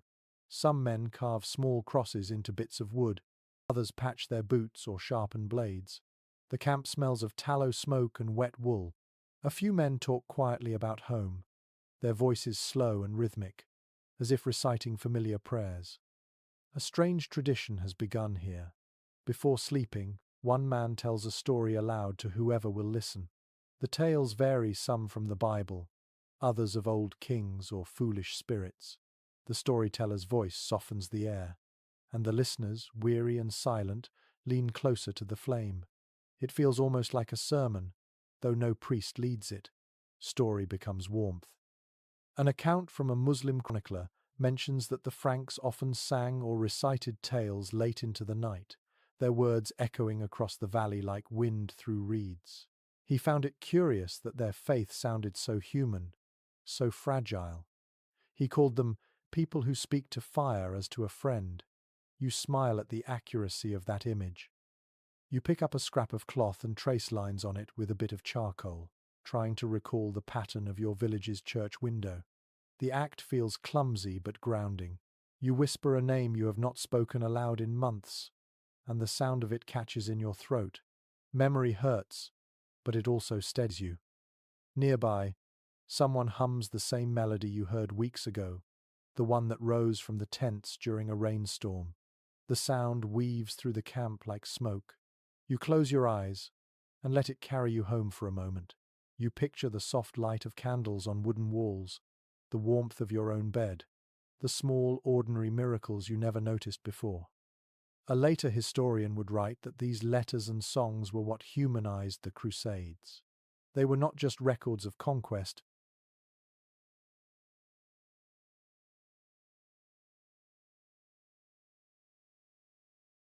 but reminders that men still dreamed while freezing, still loved while marching, still hoped while suffering.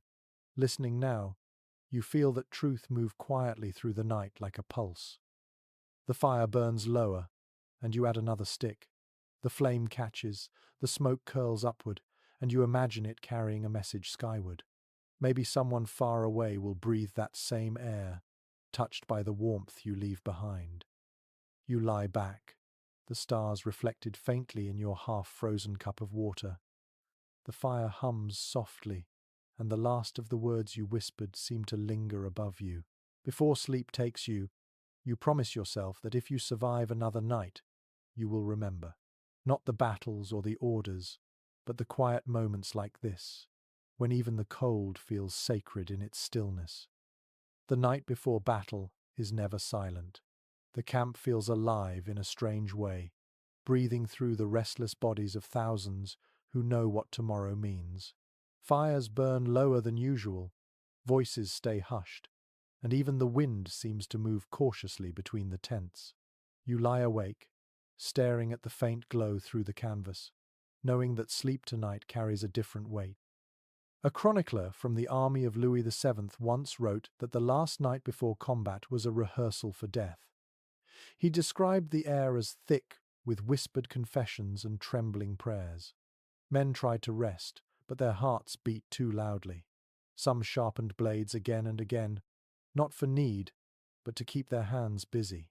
You can hear that same rhythm now, the soft rasp of steel against stone in the darkness. Few modern readers realize that fear was as constant as faith in these camps. The stories speak of courage and divine purpose, yet most soldiers faced the night with quiet dread. They prayed, drank, or simply stared into the fire, hoping dawn would delay its coming. You feel that same unease pressing at your chest, an ache that has nothing to do with cold. A curious detail from an old monk's account tells of how soldiers, unable to sleep, passed their time mending cloaks, cleaning weapons, or sharing food they had saved for days. The act of preparation became sacred, a final ritual of order before chaos. You look around the camp and see the same. Men rewrapping their feet, adjusting buckles, muttering blessings under their breath. The motions keep fear at bay. Modern scholars still debate what went through the minds of those who faced battle after such nights. Some suggest faith truly erased fear, while others think exhaustion simply numbed it. Perhaps the difference no longer matters. When morning comes, every heart will beat the same, every hand will shake in the same cold air. You leave your tent and walk toward the outer fires. The sky above is clear, a vast black ocean pierced with stars. The earth crunches beneath your boots, frozen solid. Around you, groups of soldiers sit in circles, their faces lit by the faintest glow. Some speak softly of home, some laugh too loudly, others simply stare into nothing. A few pray in silence, their hands clasped so tightly that the knuckles turn white. A veteran once told you that courage is not the absence of fear, but the decision to walk with it. You repeat his words to yourself, letting them settle in your chest. The fire before you crackles, and for a moment you watch the sparks rise like tiny souls escaping into the night. A superstition spreads through the ranks this evening. It says that if you share your blanket with another man tonight, you will both survive the morning. You hesitate only a moment before returning to your tent and spreading your cloak over your sleeping companion. His breathing is slow, steady, innocent in its rhythm. You lie beside him and feel the warmth between your shoulders. It is enough. Outside, the priests move quietly through the camp, sprinkling water on weapons, murmuring blessings in Latin. The sound is soft, almost tender. For all the talk of glory, there is nothing triumphant in this moment, only the raw awareness of being alive and of how easily that might change. You close your eyes and try to sleep, but your thoughts drift to the days before fires, the songs, the frozen mornings, the prayers whispered over bowls of broth. It strikes you that